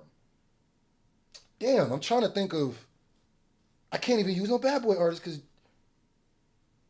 all right, so think there's pretend Diddy isn't a sicko. Pretend he didn't do nothing, right? It would be like if somebody was, damn, I literally don't, I don't, okay, I would see it the same way if, when Eminem is battling MGK, this is kind of a stretch because they're not as connected, but it makes the same sense. When Eminem is battling MGK, if he would have used a Biggie voice in it, MGK would have every right to want to jump out the window on that nigga because he's on the bad boy side of things. So that's extra offensive. That's like extra like you're using my dead man's or like. Think about how Dre heard that. You know what I'm saying? It's like, what, nigga? Like, I could see if you one of them wanting to smack Drake around for sure, nigga, for sure. I could see that. But let's see some of these. Shout out to Alex Matt Yannick for the $20.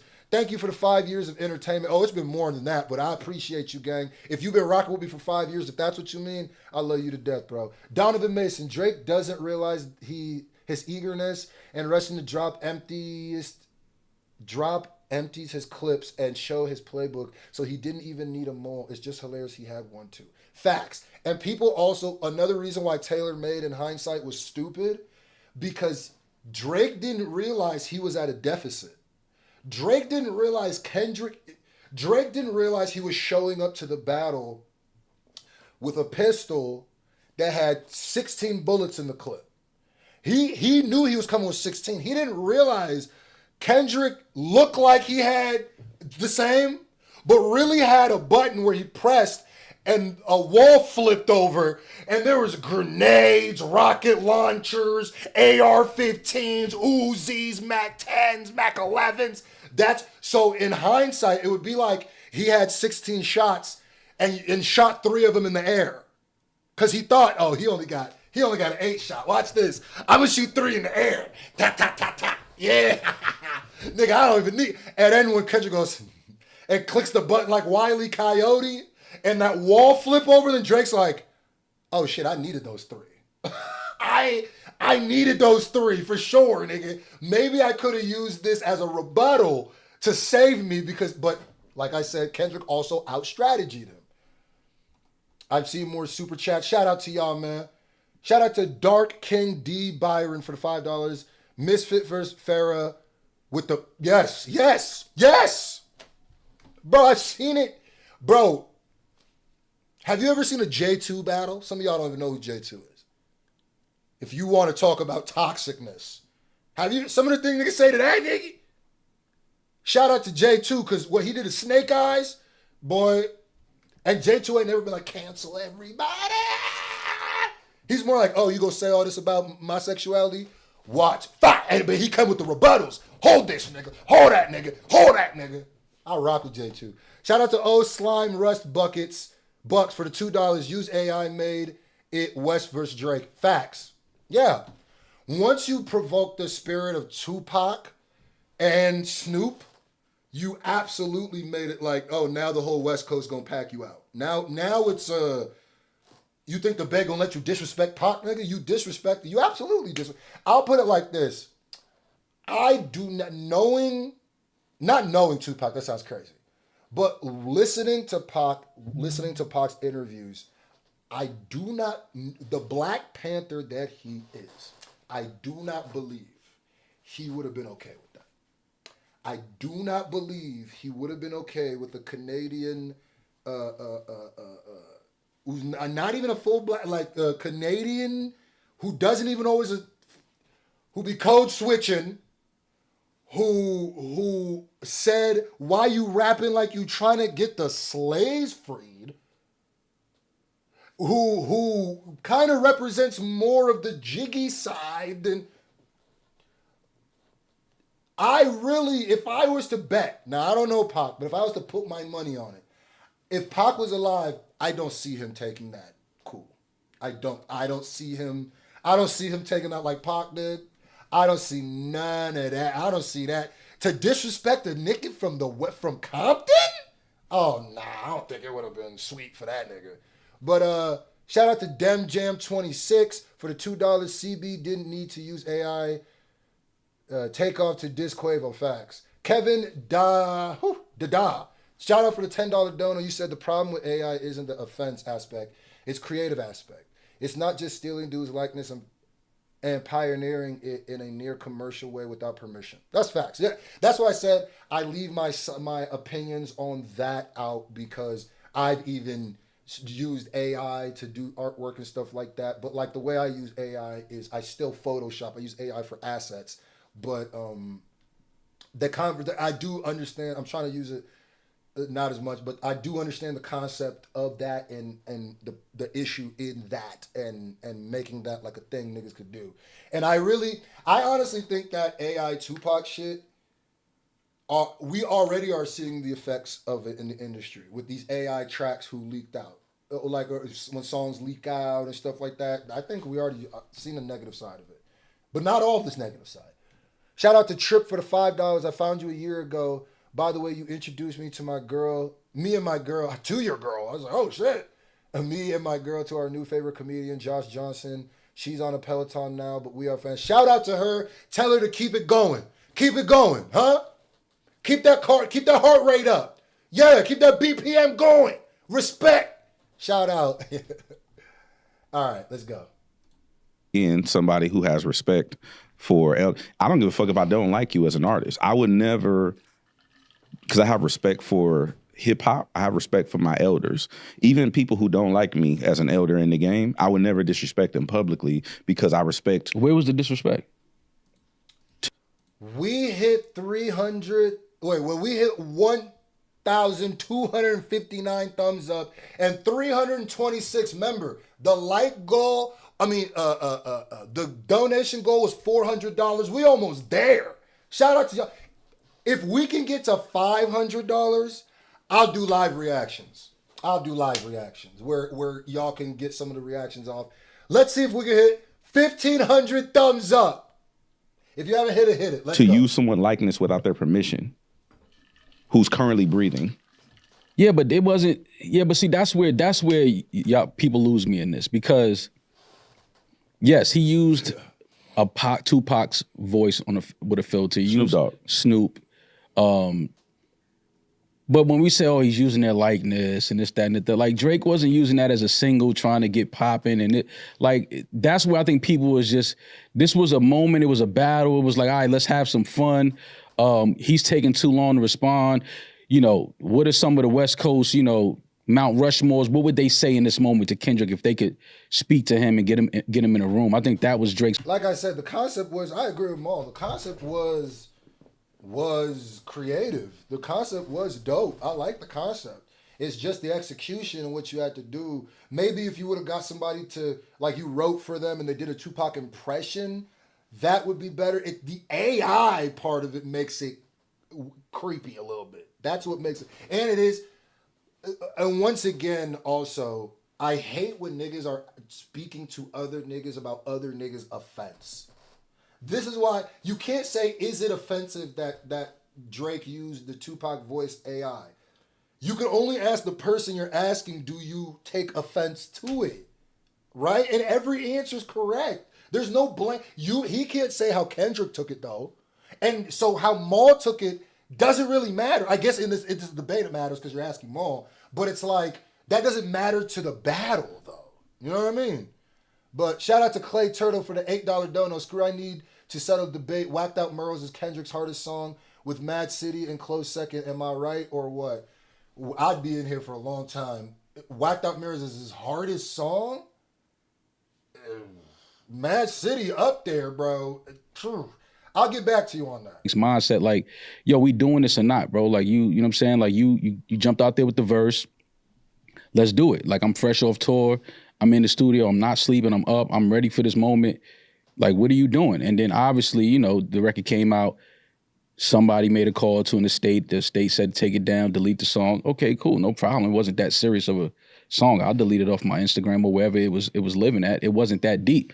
So that's why I feel like when people are like, oh, he used, you know, Pac's likeness or he used Snoop's likeness and this, that, and the third. And it's like, bro, it wasn't that serious though. He wasn't trying to make... Mo, you can't speak to the seriousness of other people, nigga. You can say you didn't think it was that serious to you. You can't go... And to the other people, they can't see it as serious too. Yes, they can, nigga. The same way you can see it as not serious. Like, this is stupid. He wasn't trying to make a living off of this song and publish it and push it out. That's not the only reason people are offended, but you put it out, so you are pushing it out, nigga. What are you... You lost me now. You lost me now. To the man, like, you understand what I'm saying? So when people carry it that heavy, I'm like... Like, what do you mean he wasn't trying to push it out to the masses? So you thought he was trying to get the least amount of views, the least amount of listens that he could on that? You don't think he welcomed every single view, every single listen? And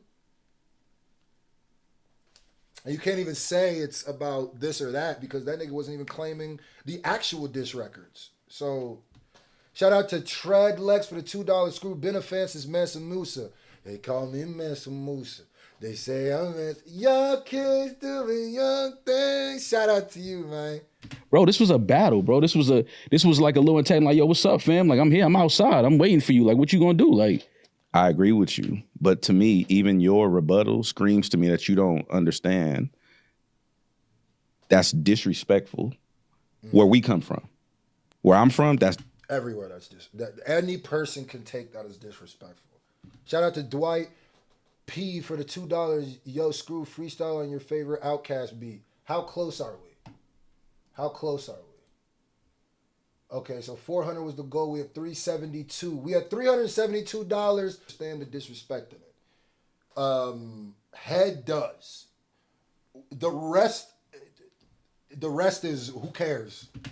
Why did they tell him to take it down?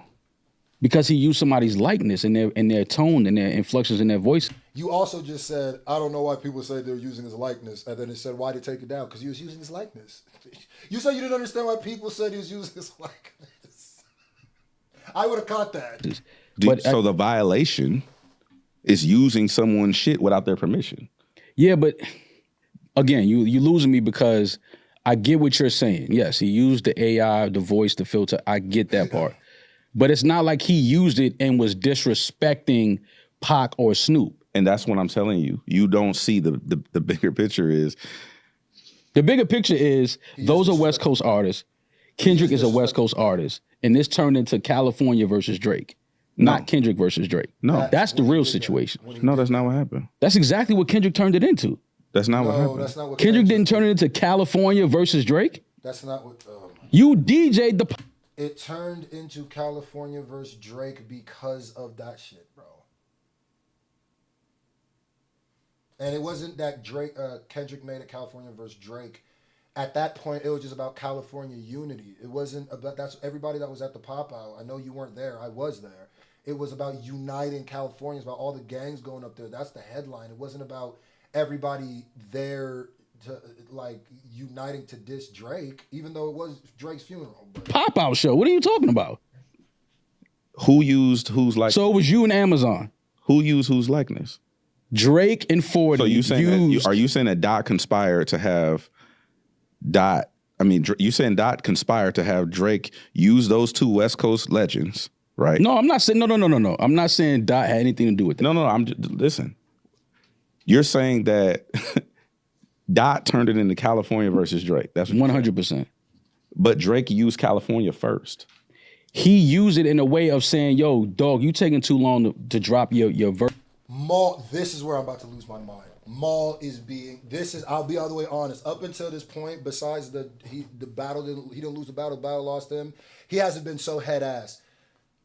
This is where you're, nigga. You are being purposefully dense, nigga. You are being so See, this is where the frustrating comes, and there's gonna be no moderation here. You're being so purposely dense. My nigga, your point got smoked. Had already smoked your point. When the reason he used once you use the West Coast legends to diss Kendrick, you've now opened up for everybody who loves those West Coast legend, an example, niggas from the West Coast, to be upset at you.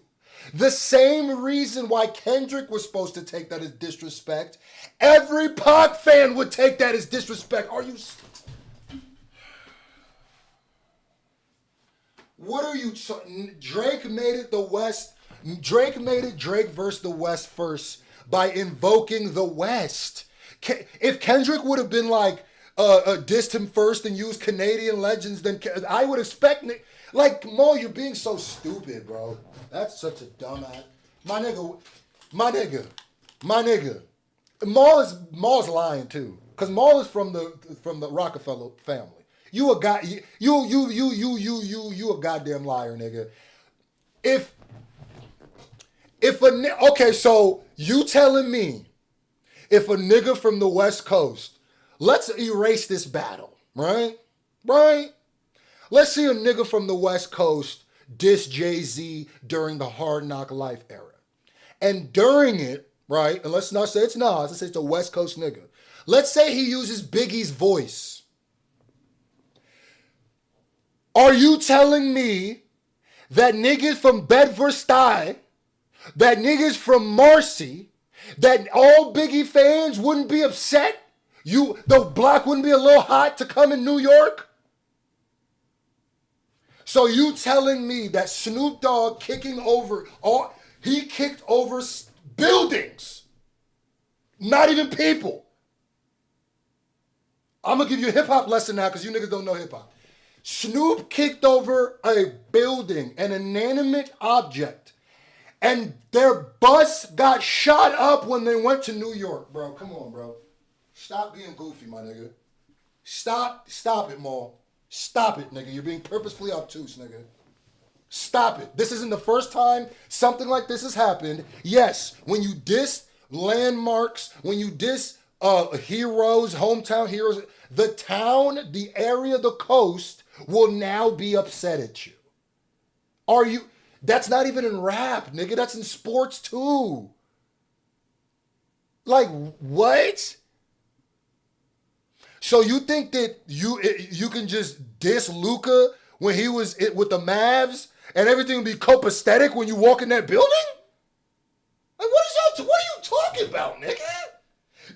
Nigga, you couldn't even do that. Let's just make it some nigga shit. Nigga, you can't even do that with street niggas. Try dissing, let's not even diss. Try mentioning, not even in a disrespectful manner, try mentioning somebody that died in O Block, or just in the nicest way, right? In a diss track to somebody from Chicago. See what happens to you, nigga. What are you talking about, nigga? Even if you did the same thing, if you did AI generated voices of niggas who died, like, what are you, Maul? See? Come on, Maul. Come on, Maul. Come on, Maul. Come on, Maul. Come on, Maul. Drake made it the West Coast versus...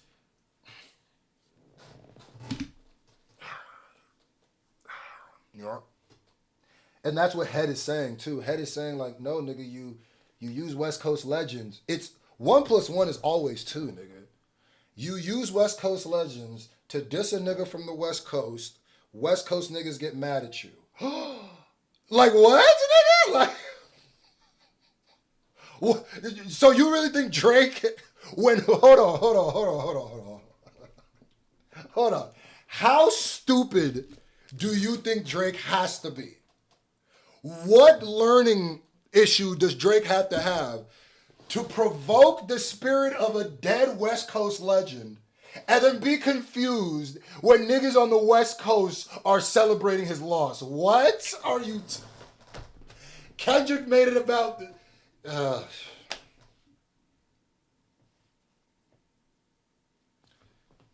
Maul, you damn... Maul. Let me read some of these super chats because I'm going to lose my voice. What are you talking about, bro?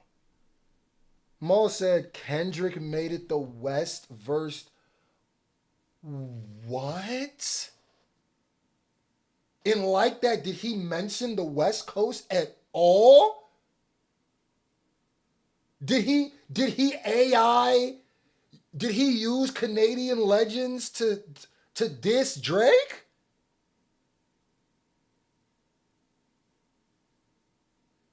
Matter of fact, did he even mention Canada? Wait. Don't put no coffin out your mouth. I'm way too paranoid for it. Hey, let's get it, bro. DOT, the money, power, respect. The last one. Yeah, goofy what you say. I'm a tough bitch bipolar. Okay, let's get it, bro. It's time for him to put a heel about here. Cooking up. Okay, I'll be legit no 40 water. Nigga, okay, let's go with me. He didn't even mention Canada. So the first person who made it territorial was Drake. He didn't mention Canada. He didn't mention nobody from Canada. Yeah, Ma, bro, that couldn't have been. That's why I can't debate, because I'd be up here screaming like that. Like, that's why, like, I got this, man. Let me read some of these super chats, because y'all went crazy with the super chats. Oh, my God. Little Light 7. Let me calm down. Thank you for the $10 donation. You said, Drake got no issue disrespecting dead Tupac, Aaliyah, which DMX and her family called out and even sneak shot at the late XXX Tentacion, who had beef with. I don't know. When did he disrespect Aaliyah? I'm not 100% sure. Screw your mic cutting in and out. Refresh, nigga. OG Cappy, thank you for the $2. Screw, get up. Damian Smith, start out free for the $20. I gotta hear the free but mall not for the culture. Pac is off limits, especially for Drake. Lafante Evans, this is the best part. Thank you for the $5 donut. Maul says DJ Head was shaking ass on stage. Head responds, I rebuke that in the name of Jesus.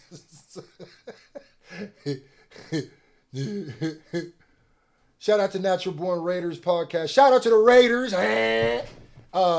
Much respect to you, bro, and all you do to entertain us. Been watching you just over 2 years. Honestly, you and No Life Shaq are my two faves.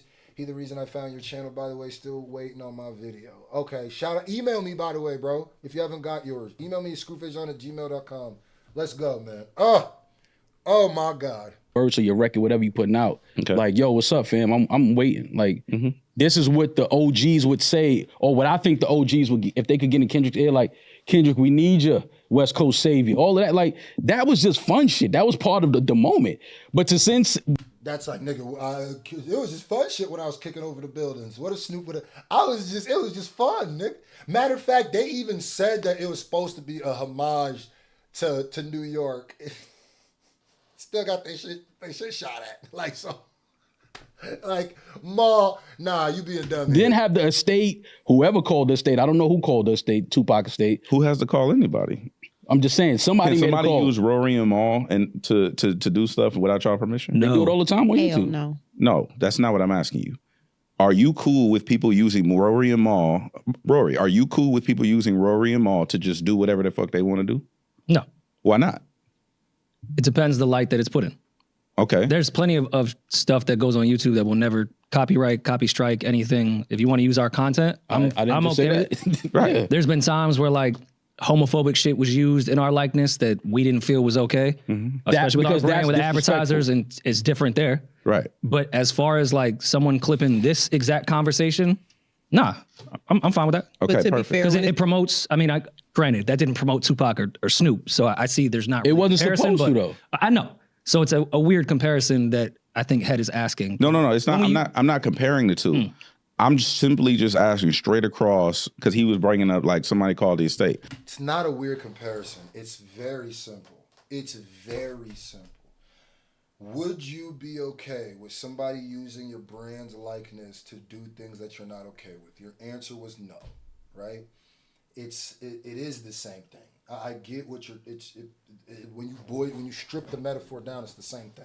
Would you be okay with that? No. So the point Head is trying to make is maybe Tupac's estate was not okay with that. Maybe Kendrick maybe someone didn't need to put in a call for Tupac's estate to be mad at the biggest rapper in the world. I mean, arguably at the time, because I don't know now. But the biggest rapper in the world is using Tupac's likeness to diss somebody. And another thing is Tupac's estate is very litigious. Everybody knows that, nigga. Everybody knows that, nigga. You can't just go back and like the shit that even Eminem had to do to clear some of the stuff. Like that's not how that worked, nigga. Like no, nigga. Rest in peace to Afeni Shakur, nigga. Afeni was very, and I think Afeni had passed. I mean, I know Afeni had passed by now. But Afeni was very, very, very protective of Tupac's likeness, of Tupac's brand. If you go back and watch her interviews about how she felt like Suge took advantage of him, or how Tupac died broke, or how he was taken advantage of by the industry, she was not with that, nigga. So I think it is kind of borderline goofy to just assume that the only way Tupac's estate... I get it if it was like me using it, then maybe somebody put in a call... But I would even be smart enough to think, I got 1 million subscribers, maybe somebody in Tupac's estate, or maybe somebody connected to it, because there's a bunch of people who could be cousins of this person, saw it. You know what I mean? So I wouldn't just assume somebody called. It's like... Just straight across business, you can't even put out your album without getting clearance. Oh, for sure, yeah. No, I don't think anyone needed to call Tupac's estate. They could just hear it. That's all I'm... The lawyer that they have on retainer. Oh, so y'all don't think time. nobody called Tupac's estate? I'll be honest, I don't know Kendrick. No, I'm asking, do you think? Yo, whoever said Rory changes his answers because to make Maul happy, he literally just did that here. Hold on. That's all I'm... The lawyer... No, I don't think anyone needed to call Tupac's... I don't think... Rory says, I don't think anybody needed to call Tupac's estate. They could just hear it. That's all I'm... The lawyer that they have on... They could just hear it and the lawyer that they have. Okay, so your answer is, I don't believe that someone had to call Tupac's estate. Oh, so y'all don't think nobody called Tupac's estate? Then Maul asks the same exact question, basically, that Head asked you. And then now what's your answer? Because your answer the first time was, I don't think anybody had to call. Now what's your answer to that same exact question being asked by somebody else? I'll be honest, I don't know.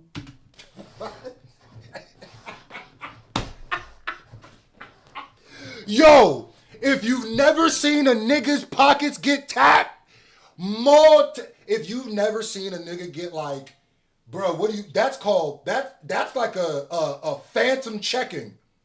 You ain't never seen a nigga get checked. Like, you know, when that's like a Debo when a nigga go, yeah, that's my cornbread.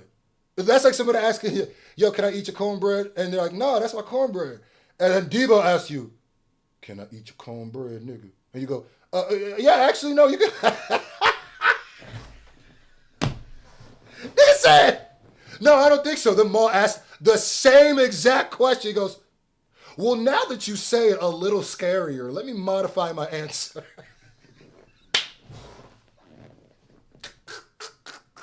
One more time. Hold on. As a business, you can't even put out your album without getting clearance. Oh, for sure, yeah. No, I don't think anyone needed to call Tupac's estate. They could just hear it. That's all I'm... Bro, somebody needs to make a SpongeBob 2 seconds later meme. That is the perfect, or your Curb Your Enthusiasm. That is a Curb Your Rory and Maul. Oh my God. Nigga, that was the most legendary pocket check I've ever seen. Nigga said, what's in there? What you got up in this? You got some change in there, nigga?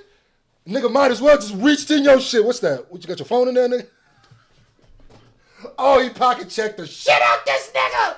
That shit was legendary. Oh, for sure, yeah. No, I don't think anyone needed to call Tupac's estate. They could just hear it. That's all I'm. The lawyer that they have on retainer. Oh, so y'all don't think time. nobody called Tupac's estate?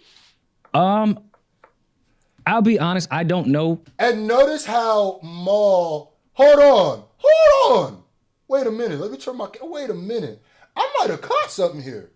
Notice the gesture that Maul makes. Across business, you can't even put out your album without getting clearance. Oh, for sure, yeah. No, I don't think anyone needed to call Tupac's estate. They could just hear it. That's all I'm. The lawyer that they have on retainer. Oh, so y'all don't think time. nobody called Tupac? Look at where his hand is. Nigga said, I'm the. Hey, nigga. Oh, so you don't think nobody. Nigga, you don't think nobody. Maul was about to choke the shit out of Rory in the. When this shit over, nigga, I'm finna. Oh, so you don't think? Nigga said, well, now that you. Oh, so you. I know dog whistling when I see it. Rory, blink twice. If you need help, nigga, blink twice. Nigga said, oh, so you don't. Hold on, nigga. Don't make me choke you again, nigga. Tupac's estate? I'll be honest, I don't know Kendrick.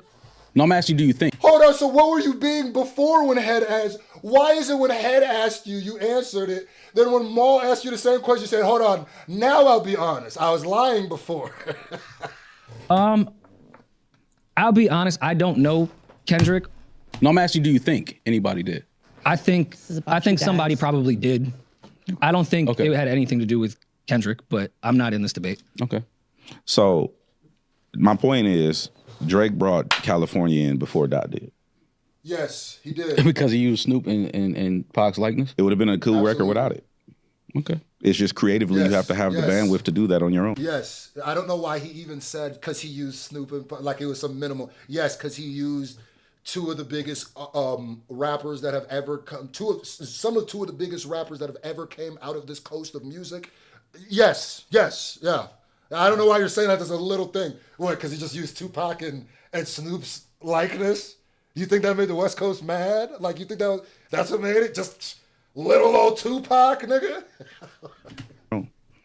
I get that. All right, so 17 days passes. Legendary. In this era, I feel like because of the internet, people want you to reply right away.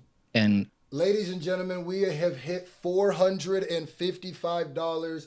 That means there will be a freestyle at the end of this live stream, so stay tuned. If we can get to $500, I will be doing. I'll take a couple live reactions for some people who donate the right amount. And we're at 1,485 likes. I'm trying to get to 1,500. Hit that like button. Let's go. I feel like y'all see me over here sweating, bro. I'm doing this for y'all, man. Hit that like button. That was the one that kind of initiated this entire thing with free time while Drake was on. Oh, let me see the super chat. Shout out to Nathan Wright for the $25 dono. Yo, Screw, could you react to Candyman vs. Beetlejuice by Freshie Canal? Maybe on my Screw Faces Lit channel. And then waited Message 17 days to put out Euphoria. Was that too long in your opinion, Ed? No. Not in retrospect. No. We're in the timeline right now. No. Why? Because you don't get to dictate what I do. Even if you popped everything off. If you say, yo, let's fight, and then who said that? Now it's on your time. No, you asked me to fight. Let's go fight. But who said that? I mean, like that. I feel said that. He didn't say let's fight. He said fuck that. My nigga, when you're a moderator, like Rory forgot he was a moderator, and I get it. He's not like a. You don't have to be a professional to be a moderator. Actually, no, that's not a hard job, niggas. There's elementary debates where they have moderators, and middle school debates where niggas are moderators. So I'm not gonna cut you no slack. Nigga, do your moderating job. This is awful, nigga. What is you doing telling me what you think, nigga? Nobody cares. You're the moderator, nigga. Ask the questions. Stop quantifying it by your opinion, nigga. Just ask the question, gang. Like, I don't. Like the reason I was like, okay, yeah, they're not professional moderators, and I said that like I'm watching niggas play NBA basketball. Like, no, nigga, debating something that's happened since the dawn of time, nigga. It's not rocket science to be a moderator, nigga. Just like when you're saying, but I also think it's Head's fault for asking him the question back. But what Head should have just said is, I don't think he said that. But then Rory's gonna rebuttal because Rory is this debate is actually Maul and Rory versus Head. It's literally Rory and Maul versus Head. They're trying to guise it but Damaris isn't even really talking. That's her name, right? She's not even really talking at all. So it's really Rory and Maul. Who said that? Now it's on your time. No, you asked me to fight. Let's go fight. But who said that? I mean, like that. Rory, Head, you messed up there by saying who said that. Just say he did. I don't think he started it. Because now you did give Rory the opportunity to start answering you back. I feel said that. He didn't say let's fight. He said, fuck that shit, I'm this. That's like me saying I'm not anti anybody, I'm just pro us. I'm not anti New York, I'm just pro LA. He said he wanted to kill every dog. We know what he was talking about. That was wordplay. But long ago. Initiates a battle. That wasn't like that. That was the end of the verse. No, I know that. But what I'm saying is, if you look at it, to me, that's rap. That's not the same thing. Like if we're keeping this timeline that we're on right now, right? Whereas that song comes out, then you get the response, which is the push-up record, and then this alleged conversation happens. It's like, oh, this is a thing? All right, bet I'll be back. You don't get to dictate when I come back. Nah, Head is being political, and I respect that, but we all know it was a play. What was the play? Lucian had to have a meeting about what was going to happen, how it was going to happen. What? Yeah, absolutely. You know that for a fact? I don't know. I'm just saying. Yeah, that's crazy. So, all right, Ed, do you not see that could be something that would happen? No. In the building? That's not. Do you not see that is something that could happen in the building? This narrative that Maul said and then said that he doesn't even know if it's facts. That's what you're doing. That's the narrative y'all running with. After we've engaged, like that has come out and pushed. Hold on, Rory. Not to cut you off. As a moderator, not to cut you off. No, go ahead. I want to shut up. You don't think that there was no talks with anybody at Universal about what Kendrick was about to do at any point in this battle? You don't think that Kendrick had a conversation with anybody about his plans, what he was going to do, how they wanted to do it? You think all of this was just Kendrick with whoever he's in the studio with, and they were deciding what they wanted to do? You think he didn't have a single conversation with the label? Do I think that? I don't think so. You don't think he had one conversation? I don't think so. All right. Okay. Once Euphoria drops, Head, I know you had said earlier you didn't think he was plotting whatsoever, but there was rumors that he had records for 4 years. Again, rumors, I have no idea. Yeah. Notice how they're only asking, why are you only really asking like you said, you've asked a lot of Kendrick questions. Am I bugging? Maybe I'm wrong about that, but from what I can remember, it feels like a lot of just Kendrick. Like, do you think Kendrick waited too long? Oh, no, they did say Drake. Was Drake wrong by doing that? But when you say, do you think, hold on. However, but there was rumors that he had records for 4 years. Head, I know you had said earlier you didn't. Why didn't they ask, do they think Drake had any conversations with anybody? Because when you only ask, do you think, and when you say you don't think there's any conversations, that's almost a loaded question, because anything beyond the average conversations of dropping records, no. Do I think that they were blindly dropping without UMG knowing? No. But I don't think what you're trying to insinuate with that question is there was some sort of collusion happening because he didn't respond in 7 days. And when you keep quantifying by saying, you don't think there's any cover, that's what you're doing is leaving it where a smart person is obviously going to say, yeah, there's got to be some sort of communication between your record label and you whenever you drop anything. But when you're only asking it for one side, you're trying to lean into the collusion narrative. So why don't you ask the follow-up, do you think Drake did? Why was it only Kendrick? Like, so my question to y'all, since y'all don't want to ask a question, I don't know, I'm asking, you're not going to answer it. Do you think Drake had no conversations with anybody on his record label, Mr. I'm in the middle of a negotiation? You don't think he did? You didn't think he was plotting whatsoever, but there was rumors that he had records for 4 years. Again, rumors, I have no idea. Yeah. Euphoria did speak a bit to some stuff on push-ups, but was that a record, in your opinion, that had been halfway done for quite some time? No, I think you have ideas. I don't think the record has been done forever. Okay. Like I think you have ideas. It's like, oh, if I get into it with this artist, here's some things, here's some bullet points. Like we've all moderated and hosted shit, right? Mm-hmm. So me personally, my personal hosting style is I go like I'm going to Cal State Northridge next week to speak. Mm-hmm. I don't know what I'm going to say, but I have bullet points of ideas. And then that's my best way of communication because. Shout out to Amir Mukovic. I don't know if that's what I said last. I don't know if I'm right now. I'm second guessing myself. For the $2 dono, you say you're about to be mad as hell. Oh, I'm not already? I want my thoughts to always be authentic. That's why I don't have. Yo, no, Donovan, this is definitely DJ Head on trial. Oh, nigga, that's the most goated comment. This is DJ Head on trial. This ain't a debate. Facts.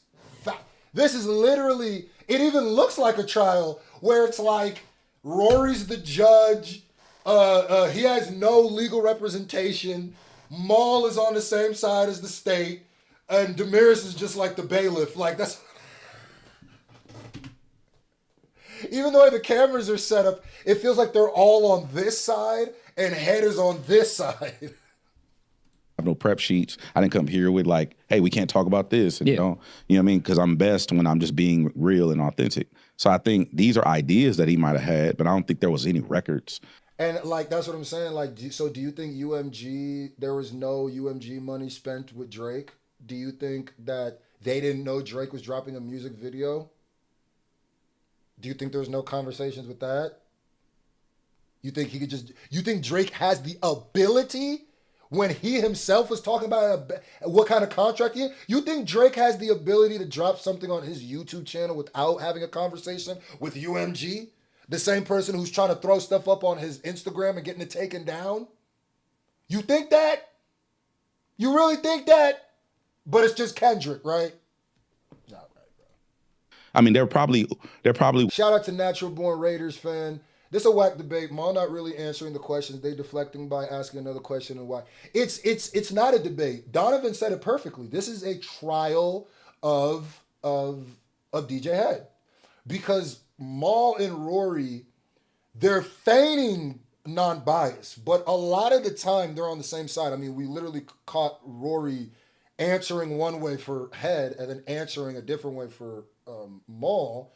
They're clearly like, even the way he's quantifying the questions he's asking Head with a way that you know where Rory's standing, and he's not doing that for Maul. He's kind of like asking straight up questions, but he'll ask Head a question, then throw either his opinion in there or throw a reason why you should think a certain way. Throw evidence to thinking one way, not evidence of one way and evidence of the other, just evidence of one way. So there were some bars in songs, but I don't think there was a Euphoria done 4 years ago, no. Okay, follow up on that. Do you think anything on Euphoria landed at this point in the battle? April 30th, 2024. Yeah. What do you think landed? I like the DMX callback. That's a personal fan favorite of mine. They hate the way you walk and stuff like that. That shit, because it was just funny. It was a moment that was funny, and I like humor. But you like humor unless you're using Pac's and Snoop's likeness. That's not humorous to me. That's respect. I don't find disrespect. Maul, that was such a stupid point. This nigga thinks he got a gotcha moment. Look at this nigga. You like humor unless it's used on Tupac's voice. All right, Maul. let me tell you the difference. Let me show you the difference because you're clearly trying to either act like you don't understand or you really don't understand. I'm gonna just assume you're acting. The difference is I hate the way that you walk, the way that you talk. When DMX said it, the entire room laughed. It was always a funny thing. Go back to the clip. The Breakfast Club was laughing. After DMX said that, it was a meme that people used in a humorous fashion. There's never been a moment that line, what DMX said was created, that it wasn't humorous. Just rapping, what you tell me the humor in just rapping is Tupac. If he would have been cracking jokes, like, what did you tell me? What is the humor? I don't think that was supposed to be humorous. It was supposed to be clever. What's the humor in it? He wasn't doing stand up as Tupac. Like, do you think? Okay, so if we took a segment, okay, I'll put it like this: if DMX comes in this room and says the same exact "I hate the way that you talk," people gonna laugh, right? If you use a section of this and just turn Maul into Tupac, that would be more of what Drake did, right? If you clip the section of this debate out and you used AI to turn Maul into Tupac, that wouldn't be funny. I can't believe I have to explain that. One of them was clearly a joke. The other, let me say this. If you have some information where that was supposed to be funny, then maybe Drake not a funny nigga. Because that wasn't funny. You know what's funny? Okay, when Drake said the majority of disses that Drake had for The Weeknd was actual humor. And I will always say that. When he said, nigga trying to harmonize this, that's actual humor. When he said, The Weeknd talking about, almost reach for my waist, that's humor. That's supposed to be a joke. When he says, I'll slit Kendrick's your throat with the razor, that's not supposed to be funny. That's supposed to be, oh, come on, Maul. Shout out to Bruv for the $20 dono and just a smiley face. Keeping it short and sweet. Salute to you, gang. Shout out to Janae Johnson for $2. This was a setup from Drake to get insight on Dot. Respect humorous. Okay. That shit wasn't funny, bro. There was the other part where you don't find this. Wait, hold up. You don't find disrespect. You DJ the Popeye. That was based on disrespect. Was it? No, had answered that weird. Had you? Oh shit. This is why debates will frustrate me. You said the wrong thing, Head, because you said you were right up until you said I don't find disrespect humor. No. Stop there. You're making a blanket statement. Disrespect can very much be humorous. Matter of fact, a lot of humor is disrespectful. Watch the Chappelle Show. He ain't being nice to people. Where you were right was when you said, I just didn't find that funny. Stop right there. You messed up when you said, I don't find disrespect humorous, because now Maul is going to cook you with that point, because you can point out a bunch of different moments where disrespect was humorous. Because I hate the way, if I was Maul, I would say, nigga, you just said you found the DMX shit funny. DMX was being disrespectful to Drake. It doesn't stop it from being funny. Head messed up when he tried to tie those two things together. Don't make the blanket statement and say disrespect isn't funny. Nigga, disrespect be hilarious as shit. Nigga, what do you mean? Yes, it do. But that's what it's like. You overshot a little with that one. Because now Maul's going to point out, like, no, that's not fair, because no, the niggas was disrespect. Okay, let me see how I would handle it. I love debates too, so good debate. So how I would do it if I was Head after I said that, right now, what I would do is I said I misspoke. I didn't mean to say disrespect's not funny. I meant to say that particular instance is just, that one wasn't, I don't even think Drake was trying to be funny. That isn't funny. That would shut down everything Maul's going to say. But if my ego strikes, because Maul did point out a good point here, I would say, what does DJing the pop out have to do with disrespect being humorous? And the setup is gonna be because Maul gonna be like, that whole thing was disrespecting Drake. But where you let him say that, you don't fall into his trap, because then what you say is, where did I say the pop out was humorous? But I don't feel like Head's gonna say that. I feel like Maul is gonna make good points now and point out different times where disrespect might have seemed enjoyable, and I hope Head doesn't take the bait, because Head already made a mistake by saying disrespect isn't funny. I hope he doesn't take the bait Maul is trying to bait him into with that slip up right there. But we got some more super chats. Y'all went kind of crazy. Shout out to Cool Lit for the $20. Now that it's being pointed out how Maul and Rory move, and I wouldn't be surprised if there wasn't trying to get quotables to be used by Lawbree's lawyers. I have newfound level of respect for Head responses now. There's nothing they can, I don't think that's a little paranoid. I don't think that's what's happening. And if that's what's happening, I don't think it's going to work. What is, Head said this. Head already said in the beginning of this he doesn't have secret information like that, so.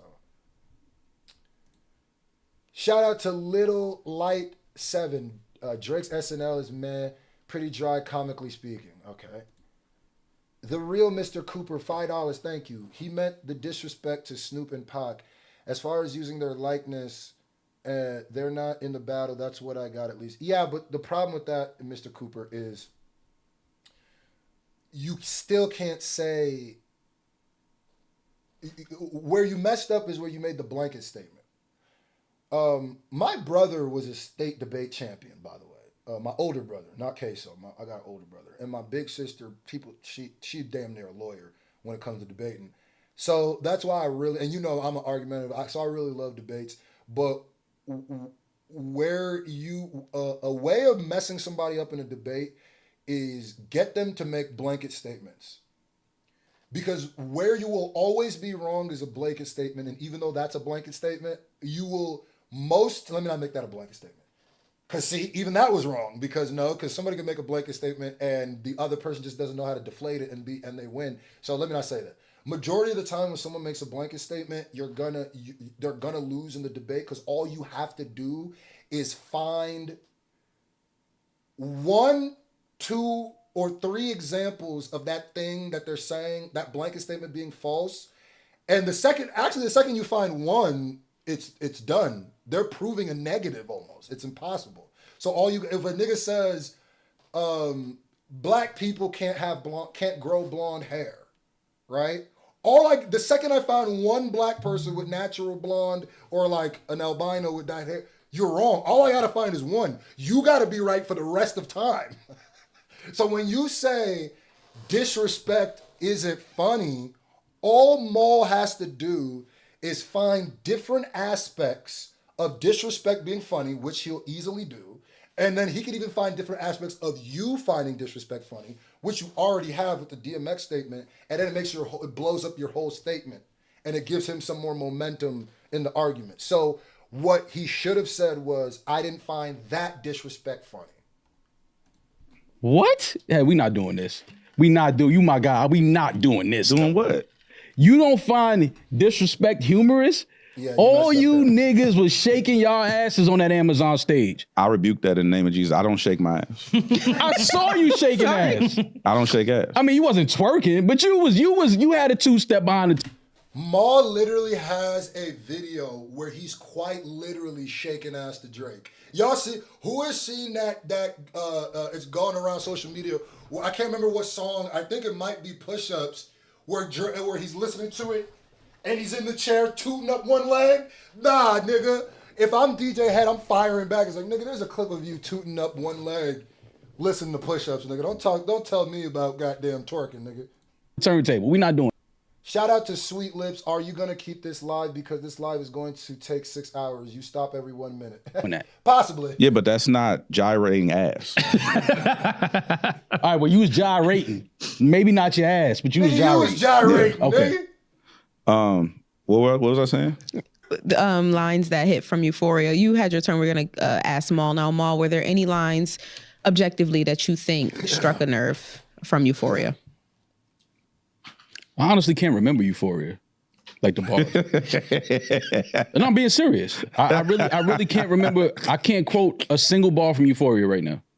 Hey yo, I'm being dead serious. If y'all have a line that y'all can give me an example of, I would love to talk about it, but I really cannot think of a line. Yeah, I'm out the way. I'm low. Okay, Allah right here is remote. Okay, I ain't thinking about no Reaper. We don't want to hear you say nigga no more. Let me give you some of the quotables. We don't want to hear you say nigga no more. Let me see if let me see if Chubbs really crashed something. What do you talk about, my nigga? There's mad quotable. Yes, you do, nigga. You know lines from Euphoria. Shut up, bro. Stop it, my nigga. Let me see if Chubbs really crashed something.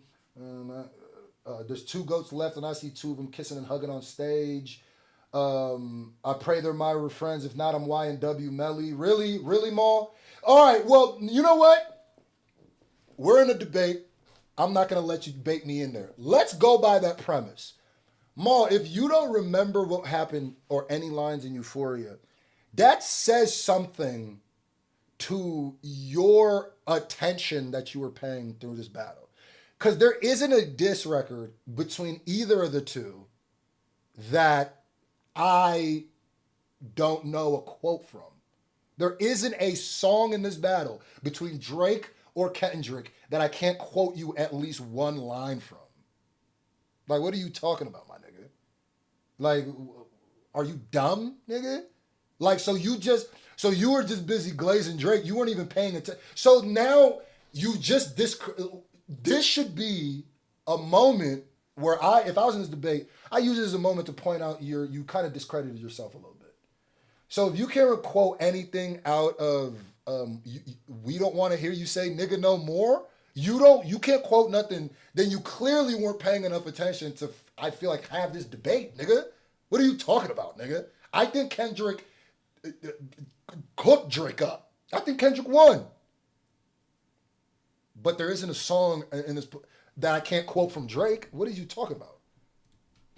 Okay, so the answer is no. You don't think anything landed at all. Landed? And yeah, like that affected, because I mean, we're eventually going to was Euphoria the one about his dad or no, that's Meet the Grams. Which one is Euphoria? I mean, it's one of the longer records. It's it's when he gets in his Toronto shit, Crody. That one. Yeah, I don't think that was a good impression. Landed. Fuck y'all. Yeah, I don't think none of that landed. New King Crody? Yeah, that one. Nah. When I see you dancing with Sexy Red, I believe you see two bad bitches. What is it? The braids? Like the things that were addressed in Euphoria? Do you think that they hit at all? Whether to low key, Not Like Us and Euphoria have the most quotables of this battle. Like keep it like let's be real. What other song? There's not a bunch of quotables that people are still saying from Meet the Grams and 616. There's still stuff, but of any of the tracks, Euphoria probably, and Not Like, arguably, Euphoria might, because the Sexy Red, the What Is It, the braids, the We Don't Want to Hear You Say Nigga No More, I Don't Like You Popping Shit at Pharrell, for him I'm here at the beef, fuck all that pushing P, let me see you push the T. That, like, what is, there's mad quotable. I mean, at New Ho Kimmy and fried rice with the dip sauce and the blammy. It was such a quotable that Drake went to New Ho Kim in the Family Matters music video. Come on, bro. And then you gonna ask me if it landed. Nah, nothing landed, even though Drake literally went to New Ho King in his rebuttal. Nothing landed. Drake personally or to his image, do you think that it made anybody go, oh, he has to respond to this? No, I mean, I don't think it was that. I think people just felt like Drake had to respond, just as, you know, as a rapper, you stand behind your pen and your bars. So I think people felt like Drake had to respond no matter what Kendrick said. But I don't know if it was anything in Euphoria where Drake was in, you know, wherever he was at, like getting mad, like, oh, like he said that, like it's on now. Like, I don't. Once again, you're speaking to people's emotions. First of all, I'm not even going to be too mad because Maul gonna glaze. I'm not going to be too mad because Rory asked a stupid question where he's asking him to say, do you think anything landed? He's asking Maul, do you think Drake was affected by the things they said? How the hell would Maul be able to answer that? Even if Drake had a conversation with Maul, do you think he gonna tell him, nigga, that shit hurt my feelings? Even if it did, what question are you trying to find out by this question? How they think Drake felt? That's a stupid question, nigga. Nobody here has enough information, will never have enough information to know if it landed. What? You can only ask Drake that, and literally, I would say that, let's even say about Kendrick. Let me not say Drake. If I was in a debate right here and I was defending Kendrick's side, right? And somebody goes, or I was on the Kendrick side of this, or we're just debating this battle or this whatever, and the nigga says, do you think anything in push-ups landed for Kendrick? My answer would be, I'm not Kendrick Lamar. There is no way I could answer that question to you. Even if I asked Kendrick Lamar, as a rapper, I don't believe he would tell me the truth. So what, nigga? Like, that is a dumb question. I do not believe that there would be any way, even if Maul talked to Drake, that Drake would confide to this nigga about what really affected him and what didn't in the diss track. Like, are you crazy, nigga? What? Every time you ask if I was in this debate, anytime they ask one of these questions, I would deflect. I'd just be like, I can't speak to how. Do I think anything landed? That's not even what you're asking. You're asking, do you think Drake? Do I think anything landed? Yes. I think things landed in all their diss tracks. Except for, yeah, I think things landed. And landed is different than, landed, I'm speaking on a technical battle rap way. There's a way you land a punch or land an angle, just like you land a punch in boxing. I could say a punch landed and it didn't affect the nigga emotionally. And then, bro, I don't think it was any of that. I don't mean from Drake's perspective. I think just because everything played out on the timeline and the court of public opinion is really what's at stake with battles at this point. More so, did that affect anything? Yes. Because I think a lot of points were brought up with push-ups and Drake talking about Kendrick's contract and stuff that maybe we didn't know before. That's more what I'm saying with Euphoria. Yeah, but people don't care about facts. We will get to that as well. Yeah. 3 days later, 6/16.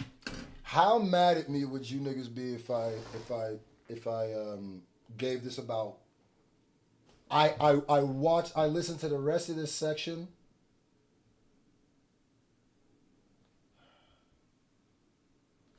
Because I'm going to have a physical meltdown doing this, bro.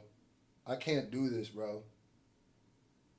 And then that bars debate, I know that y'all want me to speak on the bars debate, but my nigga, I swear to you, that shit will... That's the one that's going to drive me up the wall. And I low-key... I think I'm going to do a video. I think I'm going to do a whole actual video about the better bars debate. I'm going to do, because I need to pull up the lyrics. I need to read the lyrics. I need to present that in a whole video because I got a lot to say on that. A lot to say on that. And I ain't going to lie. I don't know how long I've been live streaming, but I'm trying to do these freestyles. You know I don't live stream that much. How long have I been live streaming? Goddamn, 1,600 thumbs up. I don't know how long I've been live streaming. Hold on. Let me see here. How long a nigga been live streaming? For 2 hours? Yeah, you know what? Listen. You know what? I'm going to do this last section right here. I'm going to end it right before the Family Matters releases. Right? If you guys want me to finish this debate in another live stream, right? Because we got about... By the end of this, we're going to have the first hour done because I'm going to do a video about the better bars and I'm going to end this last section. So we did like the first hour. We did about half of it, right? Half of this content's covered. If y'all want me to do the rest of it on my video that I do the better bars breakdown between the battle, because that's also another, I would love to have that. That's almost one I'd like to do like a live on its own. But yeah, also my blood pressure is rising up too much. We're going to finish this section. Then I'm a freestyle. Oh shit, we got to 550 donations. So, okay, so we're going to do some live donations. Some live reactions. So that means I'm definitely about to, okay. LA comes out. Kendrick rapped, "Have you ever thought that OVO is working for me?" If that is true, do you guys know who that person was? Because this has been probably the most debated thing during that week of who the mole was. That Kendrick has a mole in OVO? Yes. They were going through Boy Wonder's social security, his mom's address. I think that was just a tactic from Kendrick of divide and conquer. Just plant the seed of, start to get Drake to walk around his campus, start looking at everybody with a raised eyebrow like, is it you? I don't think that was a real thing, though. I don't think nobody from OVO is working for Kendrick. And we'll get to Heart Part 6, but I do want to counter your point. He did say he sent somebody. To get information on Drake? No, he had said that he had placed the information about the daughter, which we'll also get to. But Drake did admit in Heart Part 6 that he had placed the mole that Kendrick was talking about was actually placed by Drake in there. Double agent. Yeah. Oh, Jason Bourne shit. I don't know. I don't know how true that is. But what do you think? I think a lot of things were said in jest. I think a lot of things was for entertainment. I'm pretty sure Drake did send some false information Kendrick's way. How did he send it? Who he sent it with? I can't speak to that. But I'm pretty sure he sent some fake work. He sent a fake brick in the mail. Head, do you have any response to this? Do you think that there was a mole, or do you have confirmation that there was indeed a mole? I wouldn't necessarily call it that. A mole indicates Nigga sent a fake brick and got his stupid ass locked up anyway. That's the metaphor. espionage. LaFonte Evans, thank you for the $2 donation. You said the mole is Chubbs. He secretly hates Drake. I said that on a video. I said, I can't remember which one it is. I said, wouldn't it be hilarious if Chubbs was really playing the long game and this whole time and really hates Drake? And has been orchestrating this shit the whole time? Nick, that would be the moment I'd start being like, nah, nigga, I might have to start being on Drake's side. Nah, nigga. No, nigga, no. Shout out to Bruh for the $10. Copium addiction is destroying our communities. Please get Maul some help he needs. Facts. Explain. ODing. And spell it. What, espionage? Yeah. What does it spelling mean? No, I want to hear you spell espionage. You spell it first. Me? Yeah. ESPIONAGE. Okay. You want me to go Stop now? playing with me, Hedge. Who you think you sitting across, bro? We're not doing this. You my guy. We're not going to do this. I'm not doing it. All right, cool. All right. And I don't even know if I spelled it right, but. Okay. I appreciate the confidence. You did. Even if you don't think that there was a mole, because you keep hearkening back to the fact that none of this was plotted or pre-planned. Do you think that there was indeed someone from the OVO camp that was... From the OVO camp. An affiliate, maybe? Perhaps. Just an OV? An O? Maybe. If you remember, if you go back a little bit in the timeline, shout out to Band when the Push-Ups record dropped, I'm the one who announced that it was dropping in 30 minutes. And this was the leaked version or the version that I said it'll be on DSPs in 30 minutes. Okay. And again, the version that leaked or the version that ended up being the official song. Mm-hmm. Rory, he said, I announced that it would be on DSPs in 30 minutes. So he's saying the version that's on DSPs.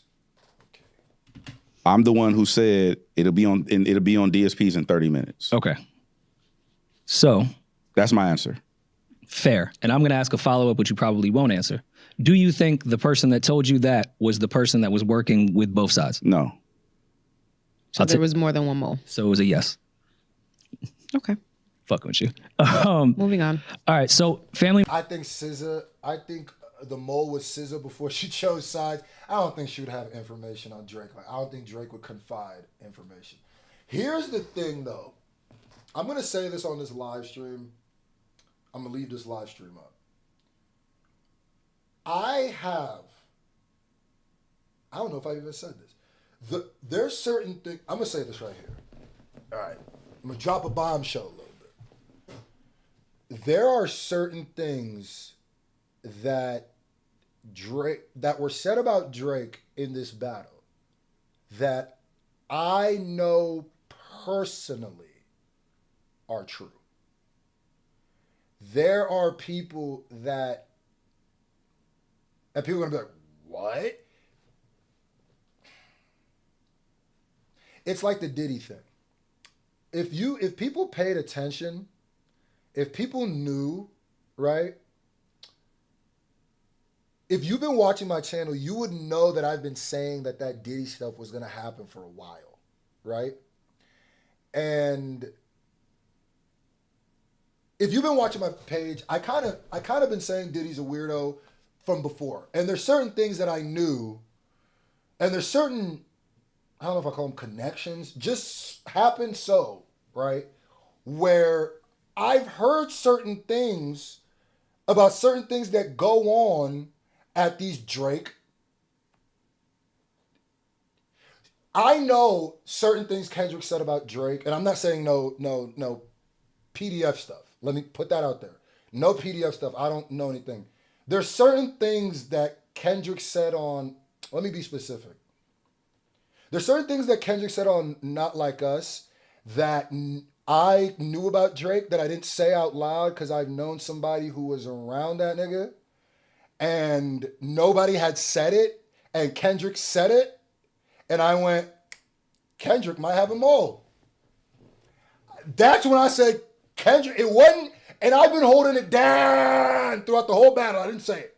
But I said, there are certain things that Kendrick said in this battle that I know for a fact are true. That nobody has said about Drake or maybe Drake's people out loud, and it's no PDF stuff. Let me not put that out there.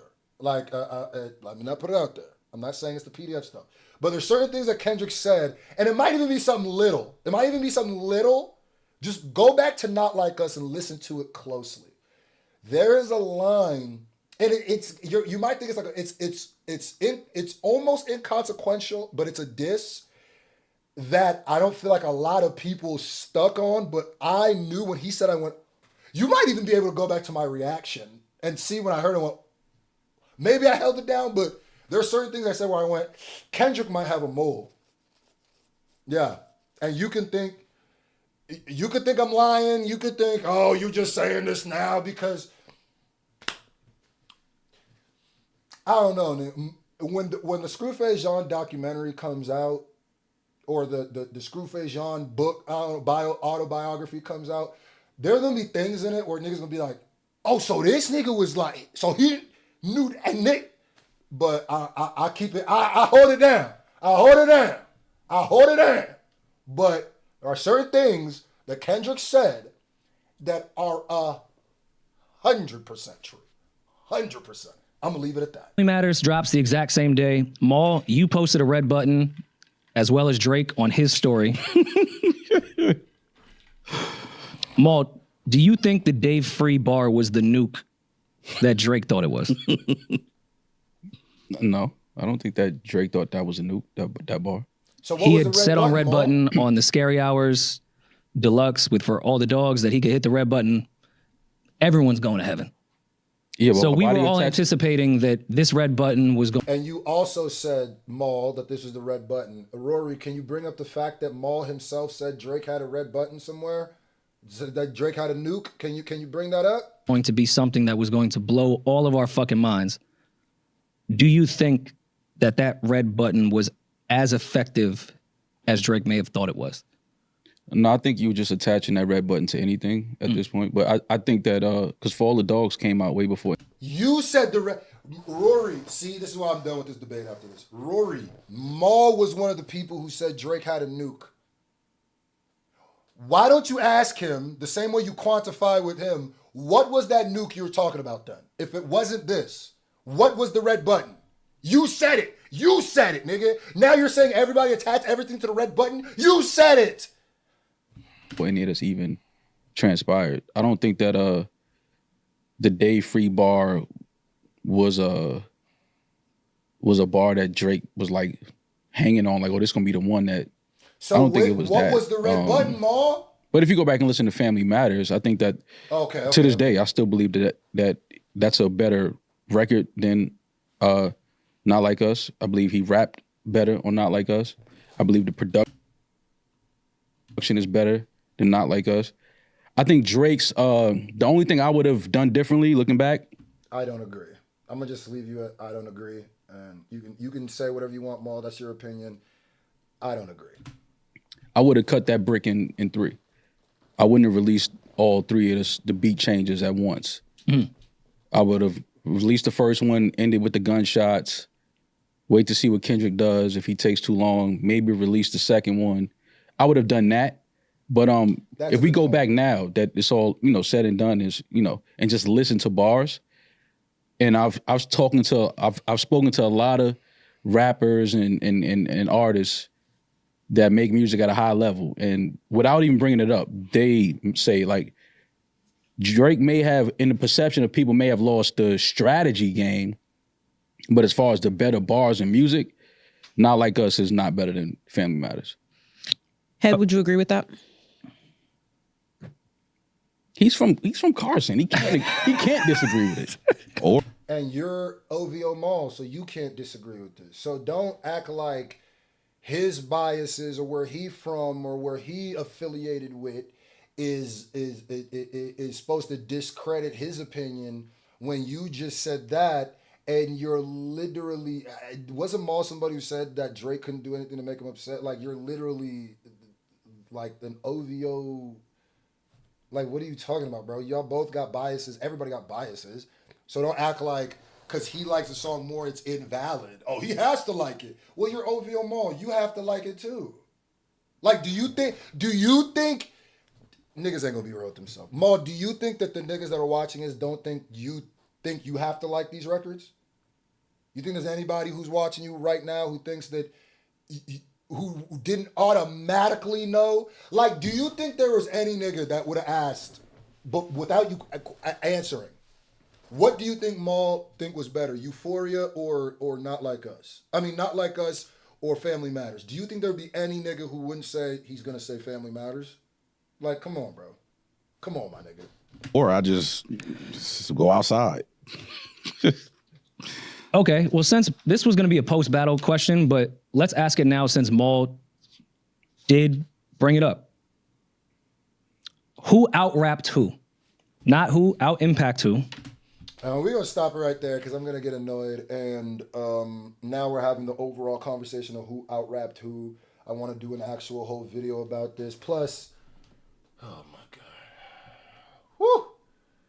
All right, guys. So we hit $500, so I'm gonna do some what's it called? Some reactions. If you are an up and coming artist and you want your chance to, I will leave this video up, by the way. If you want your chance to have your video, me react to your video right now, the next I'm only gonna do 5. The first, after I say this, the first 5 people after I say this that donate, let's say 15 or more, I will react to whatever you tell me to react to. So it could be your music, it could be your homie's music, it could be the Barney theme song. It doesn't matter. If it's something that you never thought I would react to and you got 15, go ahead and drop that right now. The first 5 people who do it, I gotta go like that. The first 5 I'm gonna go with. And yes, the first 5 that do it, I shall go with. Damn, we got 1.2 thousand people in this bid. God damn, we had mad people pull up to this live stream. I probably will do the part 2, but for my own mental health, I can't keep doing this. I'll be here for 8 hours, nigga. Shout out to everybody who pulled up today. If nobody donates in like 20 minutes, then, I'll just do the freestyle, we'll call it. I'm still doing the freestyle, don't get that. Ha ha! Let me see if I missed any super chats throughout this. Let me see if I missed any super chats. Scroll. Crew, get up. I gotta hear free, but mall. Oh my! Hold on. We got the first one locked in, but you went so crazy. Hold on, I got something for you. You went big boy crazy. Hold on. I got something special for you. Hold on. You went dummy mode, didn't you? Hold on. I got something special for my guy. Yeah. It was Marcy. Ladies and gentlemen of the SFJ Nation. I need everybody to give. I need everybody to give a giant SFJ Nation shout out to my boy and your boy, Lamangelo Green, for the $50 donation. Hold up. I appreciate you, gang. It's things like that that mean the world to me. I know that it ain't easy to come up with that, so I appreciate everything. That means the world to me, gang. Thank you. You are a legend. All right. You a real one for that. Big boy legend energy. So we got my boy Lamangelo, Big Crit some days. We got that. We got Marcus Menace to Society, Hero to Churn. Thank you, Hunto, for the $20 dono. We got Wow Freestyle J-Rock featuring Kendrick Lamar. Shout out to you. We got 2 more spots. The next 2 people who donate. I'm going to do that. And if you donated on this live stream, if you're not one of the 5, right? Okay, one more. There's one more spot. If you're not one of the one more, if you're not the next person and say you donated on accident to try to catch it and you didn't catch it on time, I will react to your thing on the next live stream. Please pull up to my next live stream. Please make sure that, hey, react to it, pay attention, I will definitely do it. Okay, we got Big X we got all 5. It's closed. We're closed. Closed for shop. We closed for shop. So now let's get some of these reactions. Thank you guys so much. If somebody accidentally donates now or donated and it was lagging, or they're watching it late and do it, I will throw your reaction on the next live stream. I will be doing another live stream. What's today? Today's Monday. So I'm going to say another one this week. I'll let y'all know in the videos. So watch the videos and my stuff. Let's get right into it.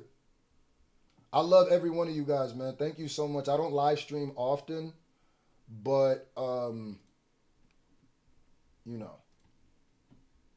I do, every time I do, I'm like, man, I need to do this more, because I love the conversation. I love not having to edit. I love all of that, just getting right to it. All right, let's do Big Crit some days. Now, I will say, if one of these, I might end up reacting to these and make an official reaction, but that's going to be more like a bar breakdown. That's what I always do, because y'all see me react to something more than once before. But this is going to be my first live stream listen. I'm just going to tell you ahead of time, my live stream reactions are a little different than my regular reactions, because... what the heck? Yeah, my camera acting crazy. All right. So I'm going to basically first time listen. Shout out to everybody who watched my Big Crit Mount Olympus reaction. Let me not have too many windows open here. All right, let's go. Yo. Big Crit is a legend. King remembered in time. Coast to coast. Oh, what's the sample with this one? Oh, I know this sample. Damn, this is a classic hip hop sample. Some days are better than most. poetry in motion. Yo. Some days I'm in the streets. Some days I can't sleep. Oh, he rapped to the whole. Some days I don't eat. My girl tripping on this rap shit like it ain't happening. Some days I want to, but don't cheat. Some days I'm like, come through. Some days I don't trust you. Some days I don't hustle. You had a good day, and now you type bougie. Some days I'm like, fuck you. Some days it's alright. Some days it was so nice. Some days it was long nights. Cause somebody called my phone and they didn't say nothing. Some days it was all fight. But some. You know what's crazy is when I was coming up, when I first started really making some noise locally in my rapping, when I started, you know, getting the Screwface name out there, there was 2 major shows that I say changed my life because they molded me and showed me what I wanted to do for the rest of my life. I always knew I wanted to be a rapper, but the 2 shows that really changed me and really guided the rest of my life really was the first show I ever saw was Wiz Khalifa in Omaha, Nebraska. During, I think it might have been during the Kush and Orange Juice shit. And the way it was really when Wiz started taking off and the way that it took over, I saw it and I was like, that's what I want to do. The other show was the show I saw in Kansas. It was thrown by this promoter named Crazy Boy. I don't know if he still does stuff. But it was Mac Miller. What?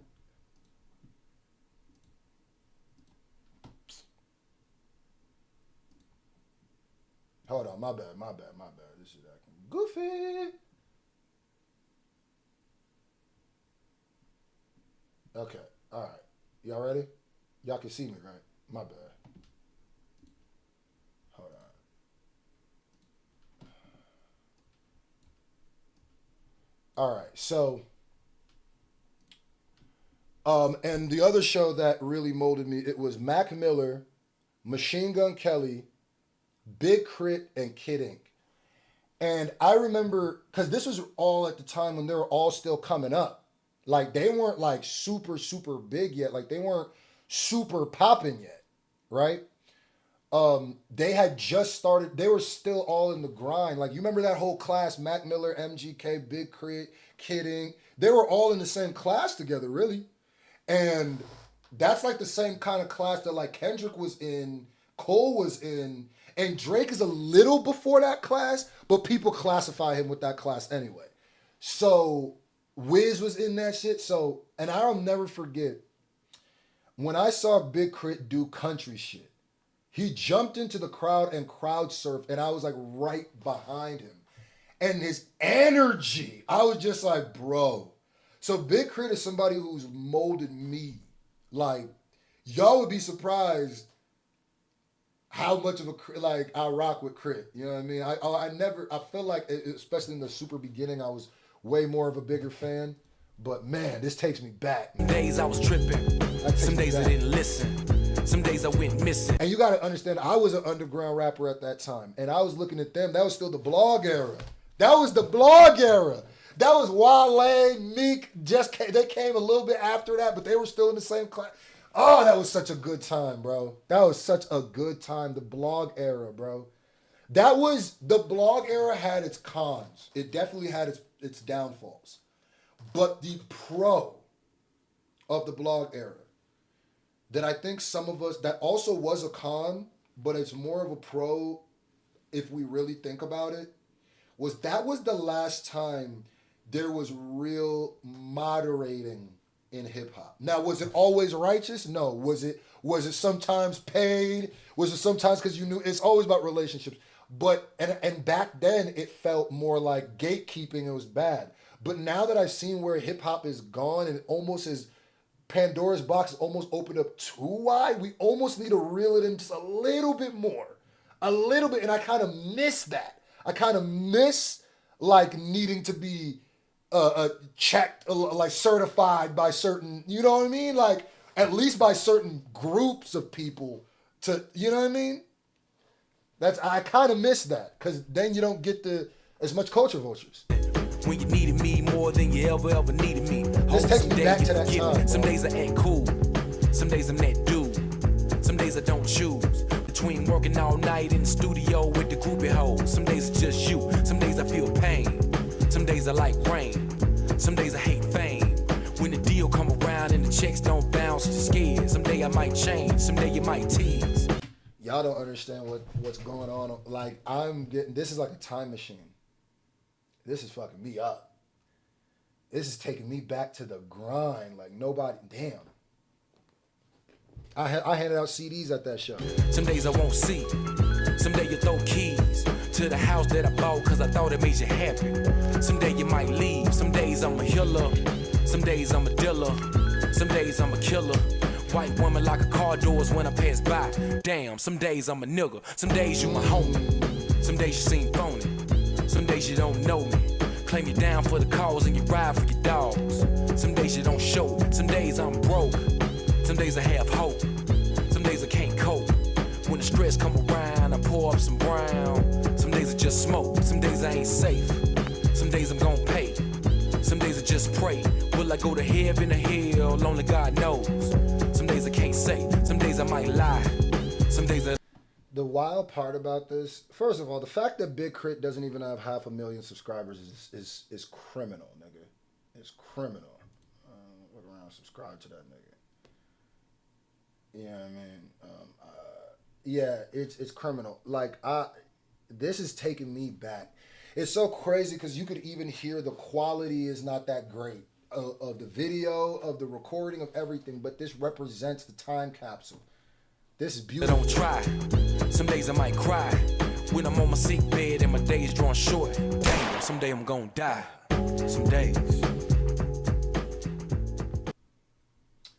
Bruh, when I reacted to Mac Miller's Tiny Desk and he did 2009, I cried, bro, when I heard that song. And it's because that song encapsulates, that song means a lot to me. Mac Miller, I'm getting emotional, damn.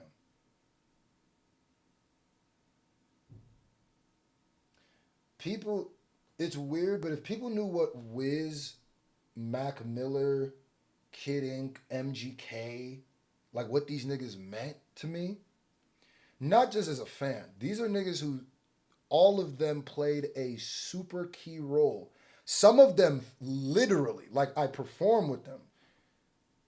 All of them played such a key role that I would not be here as Screwface Jean that you guys are seeing without these people. And I'm not even saying like, as a fan, I listen to Motivate. No, I mean literally, if they would not have given me the opportunity to do some of the shows they did with me, if I didn't go see them at some of these things, if I didn't talk to some of these people, like, I did so many shows with MGK coming up that like, it's crazy, bro. It's crazy. It's crazy.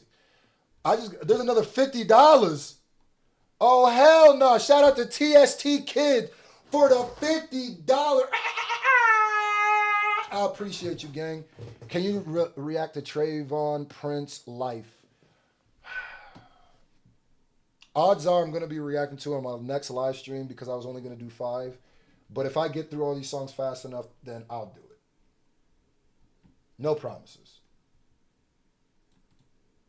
All right, let's get this other one. Man, why that made me emotional?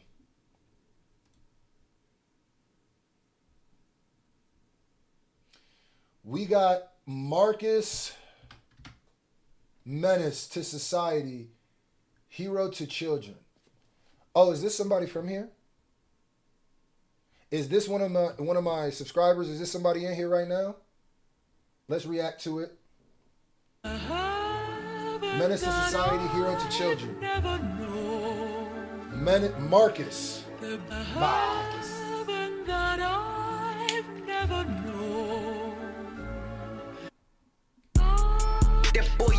Now I'm gonna tell you something. I can only keep it honest. I can only keep it a buck here. I can only be like, y'all know how I am when it comes to music. If I don't like something, I'm gonna tell you, and y'all know that, right? And don't take anything as a personal shot to you. I don't know you. Everything I'm gonna be speaking about is gonna be speaking about your music, even if I roast a little bit. All right, gotta say that. That boy a menace to society. Got like over so many eyes. nobody sheesh. Def no ship and drop the quietest. How he a hero to the children, me. These moral codes that live in mind and shit. Plus I'm always trying to free. Pencils fit in my cross the none of shit. I feel like I need holy water. I feel like you just put a juju on me. I feel like you did an incantation. What the? It's not even just the effect. It's like the way you're rapping is like, I can't tell if it's on beat. Like, it's low key, like, it's just landing in like, what's the word I'm looking for? I don't know if it's landing in the right space. I don't know if you did that on purpose because it gives it a creepy feel, but. Give me a reason, bitch. My nephew about to be born for him. I'll go through the storm, and if there's a need, I will commit treason, bitch. Before I go, I want you to leave with this.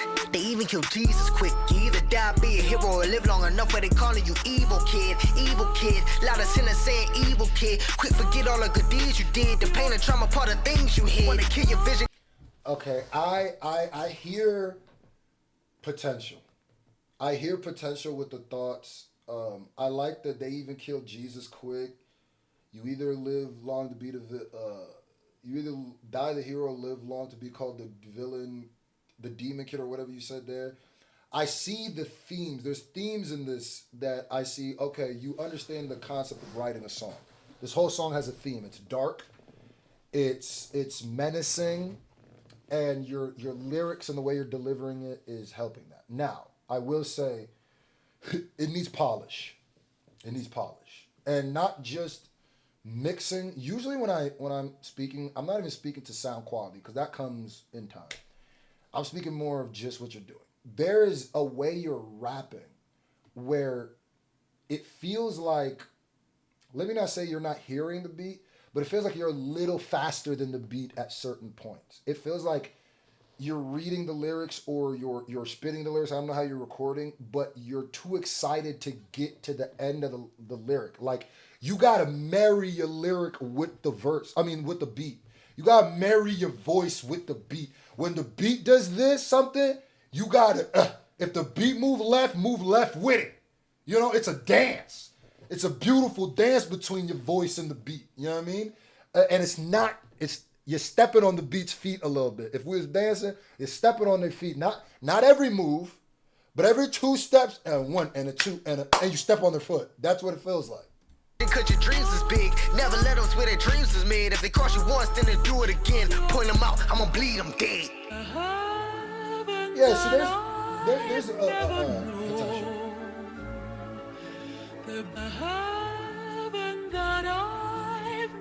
Yeah, Sir Join is right. You need to let your bar breathe before the next one, right? I always tell people, flow is not the biggest. There is one piece of advice that might help all people who don't understand this. Flow is not about where you say something. It's about where you don't say something. That's what creates a flow, right? It's the space in which you rap, right? So even when you think like there's people who do the chopper flow, right? That's why the chopper flow usually only has, everybody who raps with the chopper flow kind of has the same flow.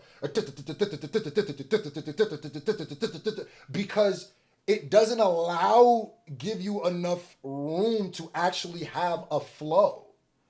So a flow is Jay-Z in front of foe. Friend of foe, yo, state your biz. Pause. Oh, you one of those? Well, there it is. That's flow. That the bounce. It's what creates bounce is the down bouncing up, right?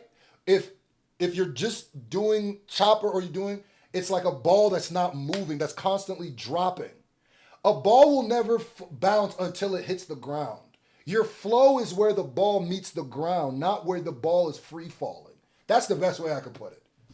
Never know. That boy a menace to society. Got like over so I like the voice effects. Killer with nobody sees. There's no ship and drop the quietest.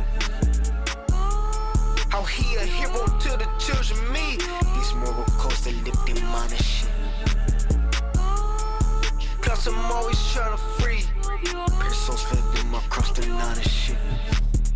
They saying this nigga is crazy, but we live in a world where weirdos is raping and killing the babies. And this shit is happening daily. Niggas be lost, we're across, I'm wearing a gun fucking cape, bitch, I'm capable of saving. Yeah, what you say, like, can you, I feel like if you pay attention, you can even hear where you're speeding, where you're speeding up. It's not even that you're completely off beat, which is almost worse. You're not always offbeat. There's certain parts that are offbeat, which almost is worse than being offbeat completely. I don't know why, but sonically to my ear, it's more distracting. Because it's happening daily. Niggas be lost in a world where weirdos is raping and killing. They saying this nigga is crazy, but we live in a world where weirdos is raping and killing the babies. And this shit is happening daily. Niggas be lost, we're across. See, the niggas we wear lost cross needed a nanosecond more of a breath. Just a nanosecond, just like an imperceivable second more of breath. You started that line just slightly too early. This is raping and killing. Like you needed to breathe when you said that last babies, and this shit is happening daily. Niggas be lost, we're across. See, if you plan on jump, and this is the daily, I mean babies, we took the dailies, you started the next, let the babies, hold on. This is raping and killing the babies, and this shit is happening daily. Niggas be lost. You gotta let that daily breathe a little second longer, just a half a second longer. The world where weirdos is raping and killing the babies, and this shit is happening daily. Niggas. And it's not too bad. It's not too bad, but it's bad enough but me as a rapper, maybe most people won't even catch that. I catch it. We lost, we're across, I'm wearing a gun fucking cape, bitch, I'm capable of saving. Fire and eyes and heart, it's best to be smart, cause yes, I'm willing to flame, I'm willing to, yes, willing to flame, I'm hate kids, it's a lot. That willing to flame him part was the most fire part of this whole song. Watch. That's sauce. Hold on. Watch. Hold on. It's best to be smart, cause yes, I'm willing to flame, I'm willing to, yes, willing to flame, I'm hate. You see I can hit that move, that shit? Willing to. You see I can hit that? That's rhythm.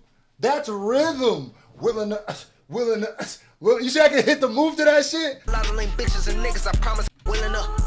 Eyes and heart, it's best to be smart, cause yes, I'm willing to flame, I'm willing to, yes, willing to flame, I'm hate. That was a bop right there. Bitches and niggas, I promise, can never unlame them. Try to show them that you heaven on earth, spread your wings, give them hell, and I bet it will change them. God, like, got these people in fear, your premise, I guess you can't even blame them. I got no fan and no window in this room, by the way. If y'all notice why I always got my CD fan inside. Nobody sees society. Got like over so they eye. He a killer with nobody sees. There's no shit and drop the quietest.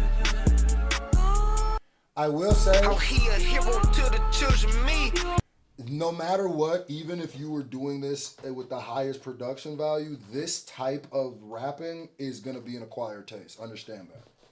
Understand that this is you're not trying to, if this is the style you go in, that's kind of like horrorcore, kind of like, it's not really horrorcore, but it's like adjacent, like dark, and maybe I need to hear more of your music, maybe you're just doing a dark song here, but if this is your type steez, that could be your bag. You don't need to, that could be your bag, but just know that this ain't gonna be like everybody who first initially hear this is gonna be a fan of this.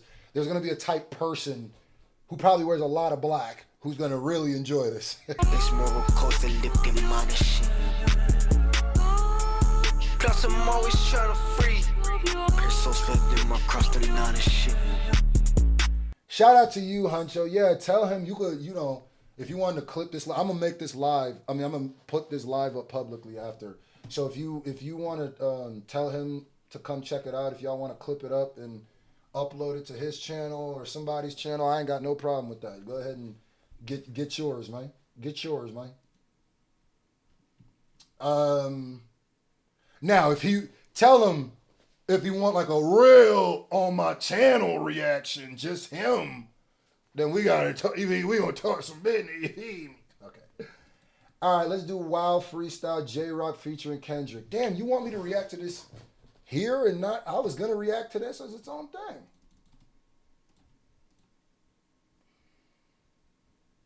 Okay, we gonna do it. Julian Brown, is there any other song that you would want me to react to? Because I was gonna react to this as an actual video on my channel. And low key, is there, if you tell me no, this is the one I want, I'll do it, and I might just do it again. Fuck it. But fuck it, I'll do it. You see them people? You see, I'm gonna extrapolate more on my full reaction. You see them people, right? Shit! I'm gonna give a full reaction to this. Don't worry, and I'm gonna really break it. Drake said, "Who really? You ain't got backbone. You ain't got. Hold up. I don't really. Who really banged a set? You know who really banged a set? If you had a set, you get DP." So here's my question. This is why I hate this shit, and that's why I hate it when Drake had that angle, because it's like, my nigga. Let me just say this, bro. Kendrick, let me not even put that on. Okay. What is the difference, right? I'll put it like this. I promise you, if you went to where Kendrick's from, you went to Kendrick's hood, you went to Kendrick's people, I bet you wouldn't be able to tell if he was in a gang or not. I bet you functionally you would land in the same place. I bet you ain't gonna matter when there's a bunch of goddamn red bandanas surrounding you, nigga. You ain't gonna, for that nigga. What's it gonna, but he doesn't even claim a set. He don't even bang a set. I don't even. Wait, you know who really bang? Go up to these niggas and tell them Kendrick don't really bang. Go up there. Walk up to the Nickersons. I don't even think this is the Nickerson Gardens. Go up to that park, nigga, and go ask them. Go ask J-Rock. Go ask Top. Go ask Punch. Go ask. Oh, this might be my next main reaction, bro. God damn. Y'all see how I'm kind of like, wait till I really say what I want to say. I know you tried your best, but what? I know you try your best, but it's not like us. Why? Wait till my reaction. But it's not like I loved every second of that. Wow. That was hard body goddamn karate, nigga. Woo! Let's do Okra by Tyler, the Creator. Woof. That bitch was hard, nigga. God damn. This is my song. If you could react and you couldn't sing, that would be fire. What are you talking about?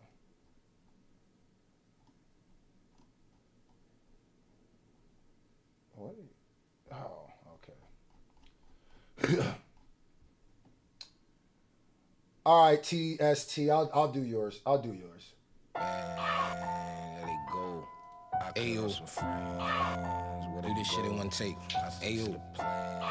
Oh, you gonna one take Timmy? Talk crazy. Run it.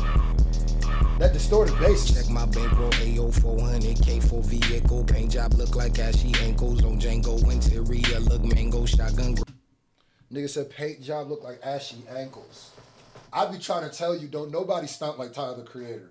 I don't know why nobody considers him one of the most jiggy rappers ever, one of the most flex. I'm about to give him the king of the flex bars. That's big. He in good company. He up there with niggas like Ghostface, Raekwon, Jada. I'm not saying they're all lyrically the same. I'm saying their style, all of them. Jada does a bunch of different styles, but that jiggy rap, Pharrell, that jiggy rap, that shit Jay used to do real heavy. Jay still do it, but goddamn, Tyler might be one of the kings of the new. He said looking like ashy ankle. Paint job look like ashy ankles on Django. Interior look mango shotgun grape. He look like mayo. Golden voice on payroll. Neck all go like KO. Cope. We aim at doors. Get out the way, yo. Keep them bucks in banks like yayo. Swampy niggas out the bayou. Pockets flooded. Y'all be dilute. Watered down. I'm Big Mac. I'm quarter pound. You chicken nugget. Fuck it, travel back Balenciaga, 30,000 just for luggage. Financial advisor bugging, flower boy is Balenciaga, 30,000 just for luggage. What is y'all talking about, nigga? The Flex King, bro. What? No, niggas don't really listen to rap like I listen to rap. That's how I could tell. Cause I started listening to Tyler, the Creator, late, like really getting into him. Obviously, I was around when Odd Future and I knew that, but I wasn't really considering myself like a Tyler fan till lately.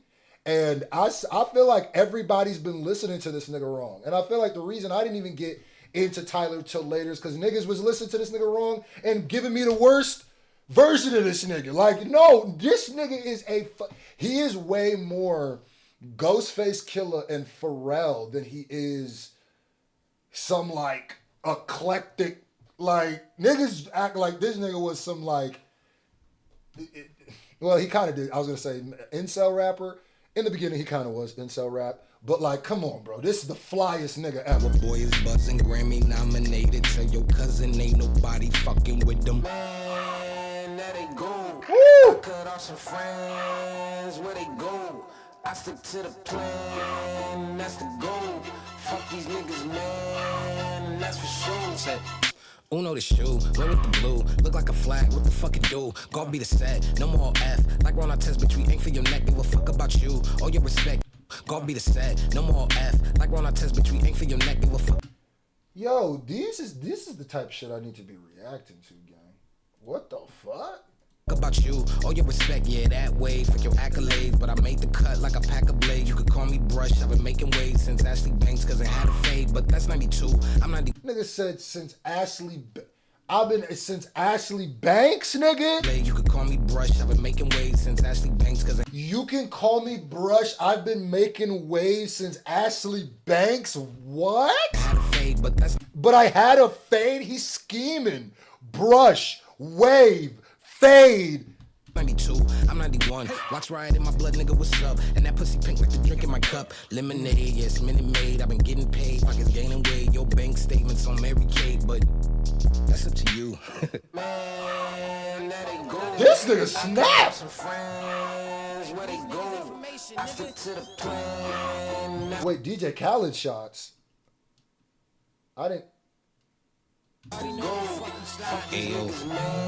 nigga snapped on this bitch. Tell Tim Chalamet to come get at me. Skin glowing, clear acne. Diamond see-through so holographic. Red ones look like Ada Mackett. Spent the narrow like taxi driver. Hand. Say that again. You see, I'm not these other niggas that think that if rappers rap about materialism or money, then they automatically, like, niggas try to treat them like they not hip hop, which is disgusting because that's not true, nigga. Rap about whatever you want to rap about, just do it well. And this, what did you say? Yeah. Tell Tim Chalamet to come get at me. Skin glowing, clear acne. Diamond see-through so holographic. Diamond see-through so holographic. God damn, bro. He said his shit Fiji water. Holographic, bro. He said that shit a goddamn rare Pokemon card, nigga. Red ones look like Ada Mackett. Spent De Niro like taxi driver. Handmade is that thing with ties, but I rode the bike and spend De Niro like taxi. Robert De Niro, taxi. What? Niggas be trying to act like this nigga Tyler ain't super lyrical. That's crazy. And Bill Tell behind me and he got the cannon like he bagged Mariah. Yeah, we straight, but if you wrinkle up the situation, he will go grab the iron. And he do what I says like Simon. And my bitch mix like jambalaya. And fuck with the fan. My bitch mix like jambalaya? Oh, nah, nigga. I ain't never heard that one. My bitch mix like jambalaya? Oh, nah, nigga. I ain't never heard that. And he do what I says like Simon. And my bitch mix like jambalaya. And fuck with the fan. We in Japan. Bitch, you a bum, so you don't understand. Yeah, I cut off some friends. See where you been. Bitch, I'm in Bel Air. Been looking for land. Need a spot in the hills. Not the beach, need a pool just to cool it. I do need the grass, not the sand. Got enough rocks. See, check my hand. And I got crack. Watch how I talk. And it's still Wolf Gang, bitch, watch how I balk. While it's still tripping on shit that I bought. But I really do not care the cost. Cause I was about to cover the die. Let it go. I cut off some friends. That nigga snapped on that song, bro. Holy shit. That nigga lost his whole goddamn mind, bro. All right, we got Big X the Plug featuring Rosemo Enemies. Oh, I love me some Big X. I might have to do a bar breakdown on that. Nigga, I was shocked.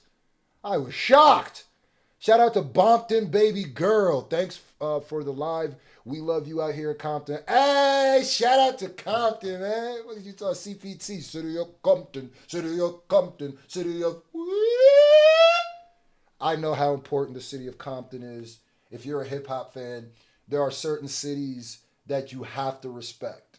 New York in general, but like the Bronx, literally, basically every borough, New York in general.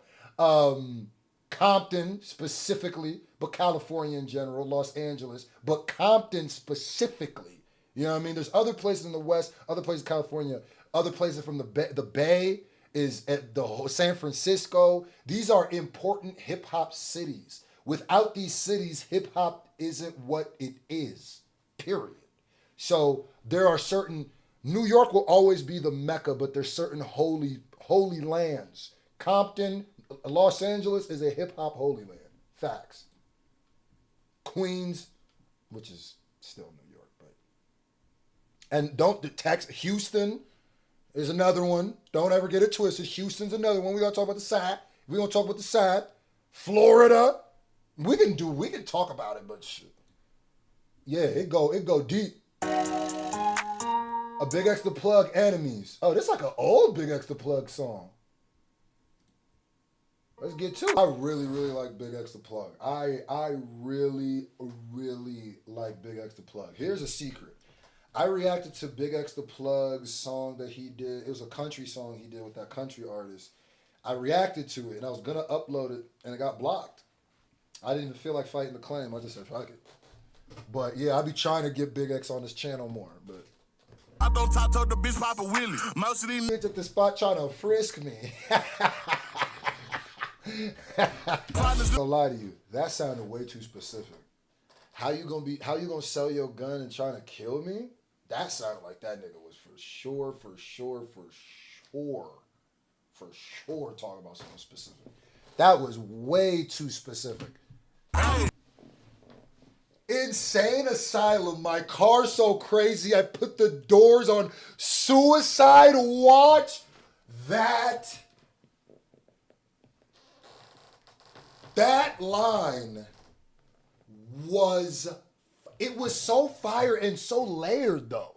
It's layered, nigga, because when the doors that go up, Lamborghini doors are called suicide. Well, no, doors that open up the opposite side are called suicide doors.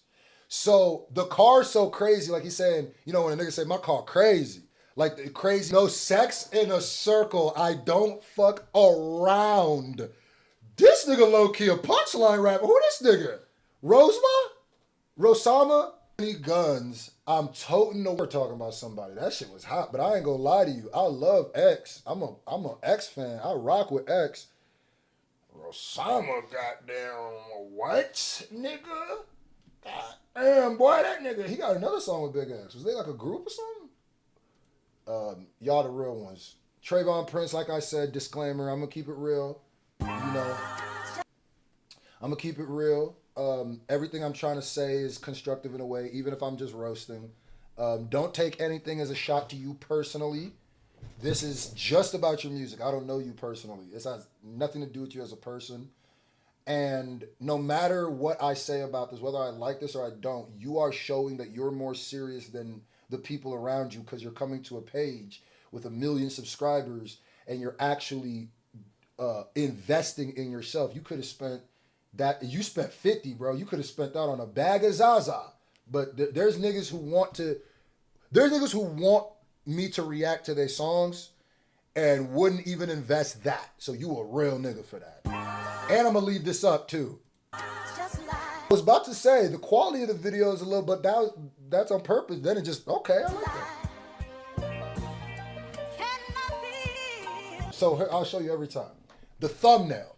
Then when it started, I was like, oh, it's a theme. You surprised me there. That's one. Then when I heard the production, you surprised me. And now I'm going to say this the nicest, the third, a joke, right? So that line I said, oh, I'm about to crack up through this song. And then you surprised me right here. Hold on. So that first line, I'm gonna be all the way honest, I didn't like it. It made this nigga that judge my life right now. I don't know if that's the hook, if that's the bridge. Lightweight. I like this way better as a beginning. Like this sounded judging by it and it's too late. As done it when it's too late. Right? That's way better. That don't sound like Yachty. That live my life just sounds like Yachty. And maybe you're trying to sound like Yachty, but I don't know. Keep it balanced, but that's just life. Rappers blowing up without no talent, yeah, they just hype. I didn't know if this path was the one, but it just might be. Cause God-given signs think I did it just right. I've been thinking so deep, I feel like I'm falling in my mind. Chasing after dollar signs, hoping I don't fall behind. I know that it's all inside my head, self-doubts and regrets. Cause I'm trying to get respect, I don't got much time for my family. I hope they understand me when I say that I'm gonna just say it like this.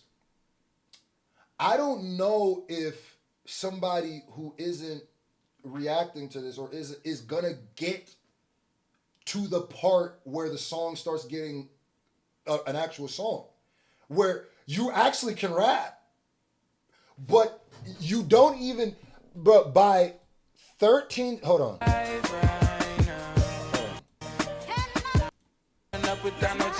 This song don't really start to. Keep it balanced, but that's just life. Right. There's gonna be so many people who, if they just found you, too, because you have very good quality. I would use that, right? And it's too late. But the next time you do this song, I would have cut that first 24 seconds out. Got right to this part, because I don't know if niggas make it to this.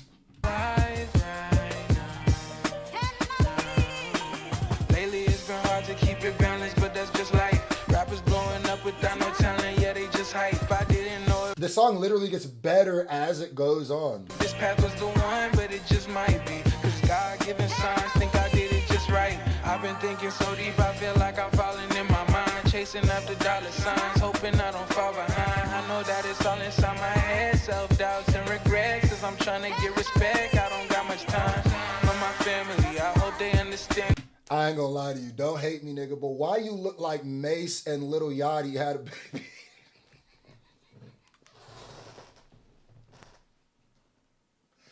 Why you look like Lil Mace, nigga? Why you...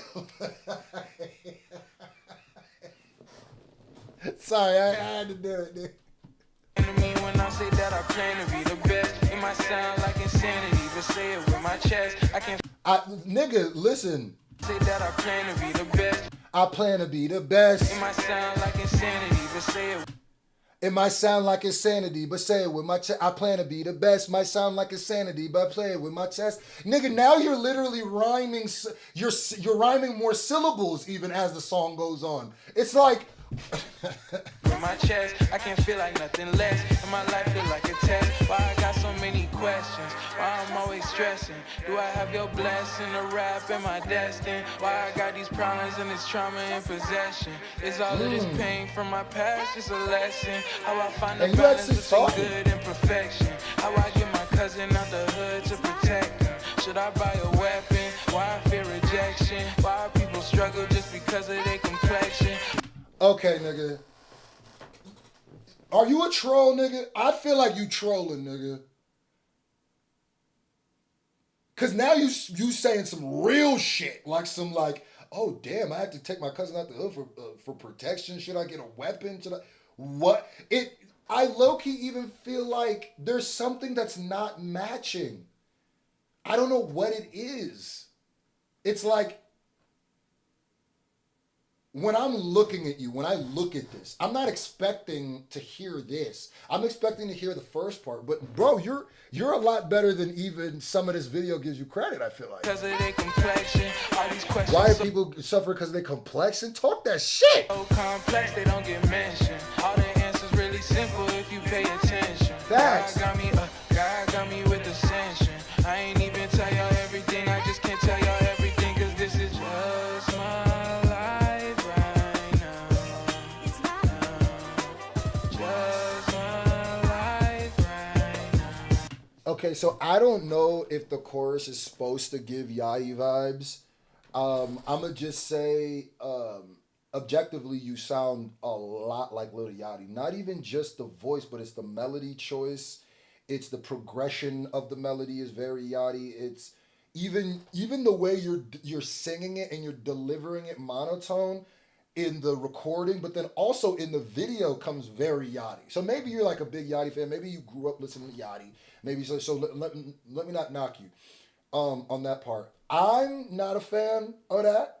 I'm not a fan when Yachty do it. So like I'm just not a fan of that. I think I'm not the hugest fan of the chorus of this song, but maybe that's just me. There's probably people who are going to get feel the vibe, get a vibe off of this, but I don't know if I should if I'm telling you like get more energy because I don't know. There's something there's a disconnect that's not connecting for me. What makes me what I also feel like is you sound like somebody that when you first started rap, like you would have. It sounds like you would have been if you were in the mainstream or if you were like coming up. You would have been like with Mos Def, Talib Kweli, Common, Kanye before he was a psycho. You know that whole Dave Chappelle Block Party group? I feel like you would have fit in with them niggas perfect. Like, that just gives those vibes. My life consists of bigger picture, richer visions, and nothing mixed up. Fixing hiccups, clutching to the ball, cause it's hard to get picked up like the ball. Who is this nigga? Larisi? Wait. This nigga did not say drop the ball because it's hard to get picked up. Wait. My camera be bugging. I be feeling my camera be overheating for no reason, bro. Come on. Can we turn back on or no? Come on, bro. Hold on. My camera don't want to turn back on. There we go. Jesus Christ. All right. Consists of bigger picture, richer visions, and nothing mixed up. Fixing hiccups, clutching to the ball, cause it's hard to get picked up like the... Fixing hiccups, clutching. Did you say clutching tender balls because it's hard to get picked up or clutching? If you said tender balls, hey, yo, nigga, freaky ball. But I like the balls if you're referring to like a game ball because it's hard to get picked up when you drop the ball. You got to pick it up, but also get picked. I like that. The ball, and if you drop it off, then your soul getting lift off, flying out the world won't be who you want me to, mister. Tell my sisters thank you, life is nothing without the road, man. Gotta show, man, that evolution in humans start through the road, man. So no man should not value being a whole man for the bros, man. Grow, man, take care of self and accomplish all the goals, man. I don't... You both of you niggas is taking me back to like when I used to like Kanye. Y'all really sound like children of that era, and I love it. I'm not gonna lie to you. Like, of course, there's stuff that can be improved on. Obviously, there's a lot. You know, this is still in the like you still got a lot of room to grow. But the best compliment I give is I feel like you guys are on the right path. And this sound is so not being used anymore that lightweight y'all can kind of blow up doing this because the nostalgia I'm getting hearing you niggas is like, man, because usually when niggas do the old school style, they're really like when pro era, they're imitating like the 90s, like the early to mid 90s or mid to late or just 90s, right? Early to mid 90s. That's what they're, but really if you think about it, the early to mid 2000s was 20 years ago. So that's old school now. And there's not a lot of people, and I'm talking about like the just to get by era. I'm talking about the Talib, like all the people said, Talib Kweli, the Dave Chappelle Block Party, when that shit was dropping. The Neo Soul, like when Neo Soul was super popping, but there's like Neo Soul rappers. Like I could see Music Soul Child, y'all rapping with that nigga. And just keep doing that. I like Ain't shout out to my sisters, cause ain't nothing better than a whoa man. Y'all need talk that shit. To accomplish all the goals, man, I don't know, man. I feel born to be different inside my life. Shine my light on my pain and my struggles. Watch it blow dynamite. We go on mic and rap oppression now. Did you just say it's giving I Like It by Sammy? I like the way you look at me. I like the time we been with me. I like what we have come to be. I like it, girl. And don't you know I like you? Wrong for that. And you only saying that because that nigga looked like a young Sammy. This nigga look like a young Sammy. We were handed overnight. We feel free and damn food stamps, but still paying over the price. I know it's right, I know it's wrong. I know these kids love these songs. I know we gotta pass along, pass it on. A Prince Trayvon, pass it home. To the kids stuck in their head having a fight. In their head losing, they might keep head high, cause that's just life. Just my life right now. That's just life, that's just life, that's just life. Just my life right now. Hit the Dougie. Hit your Dougie, nigga.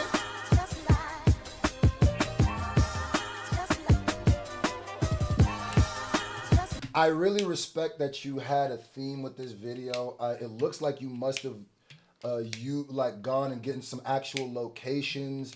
There's a thing, like I said, bro. You even got the lemon pepper steppers on, bro. You got the whole outfit changes. Keep doing this, bro. Keep going. There's something, and there's an ingredient that I can't. You know, like when you taste something and you're like, something's not there. I don't know what it is, but the second you find it, bro, your shit gonna be like, I like this.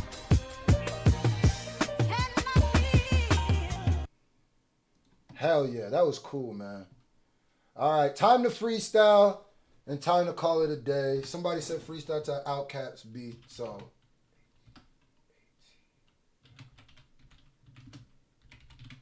So that's what I'm gonna do.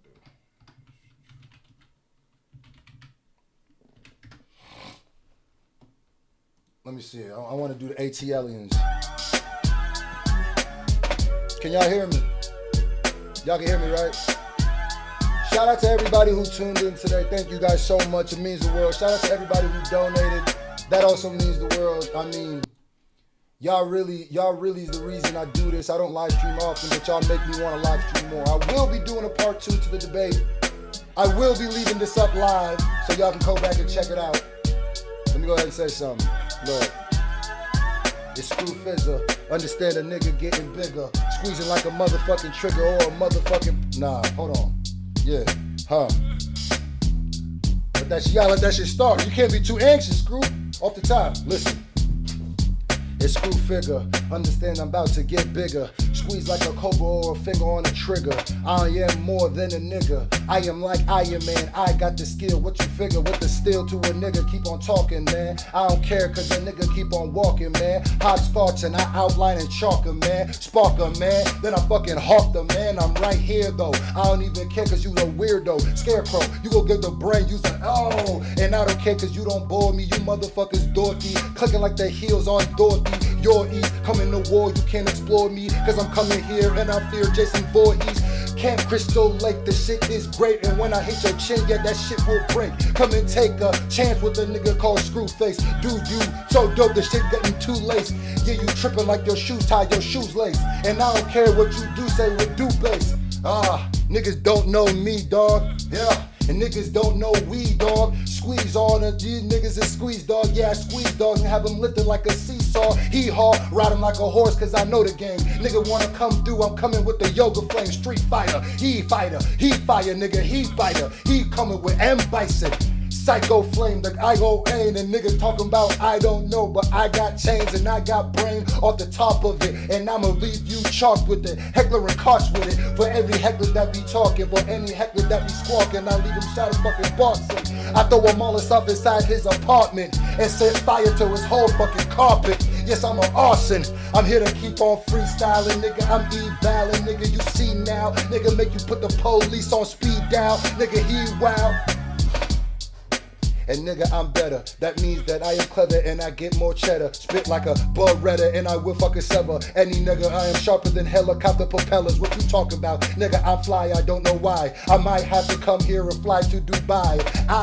I'm so high up in the sky that I never fall, so why would you even try? Damn, nigga, I'm the motherfucking man, and I am not Sam, I am. I will take the green eggs, I will take the ham, I will take the cheese, nigga, I will take your can, I will take your house, take your spouse, take your wife, take the knife, and then I might just take your life. Nigga, I'm just that nice, and if you try to cross me, I will cross you just like Jesus Christ. Damn, crucifixion, this ain't fiction. Do this spitting, chop the head off a dickhead, circumcision. Why he spitting, why he's blessing, why he ripping, nigga, what? Huh? What? What's wrong with y'all? Huh? Off the top. And I'm sweating. Good sweat. If you ain't sweating like this after a freestyle, you ain't even say nothing. Nigga. I freestyle better than your ratings, nigga. Nigga. What you talking about? You niggas is whack. Niggas is whack. Do whatever you gotta do, nigga. You trash. You're trash. You are trash, nigga. You are off the top of the dome. Niggas think I'm gonna waste my time. Niggas trash. Niggas trash. Niggas trash. Take this sweat, pussy. Fuck is you talking about? Niggas trash. You niggas can't rap, nigga. God damn it. You niggas can't rap. You niggas is goddamn YouTubers, nigga. I'm a YouTuber too, but you niggas is strictly. I'm a rapper on YouTube. You niggas are YouTubers, nigga. Eat a dick and die, nigga. Facts, nigga. I love y'all. We out of here. Don't ever let them goofballs test nothing, nigga. Nothing real can be threatened. Nothing unreal exists, nigga.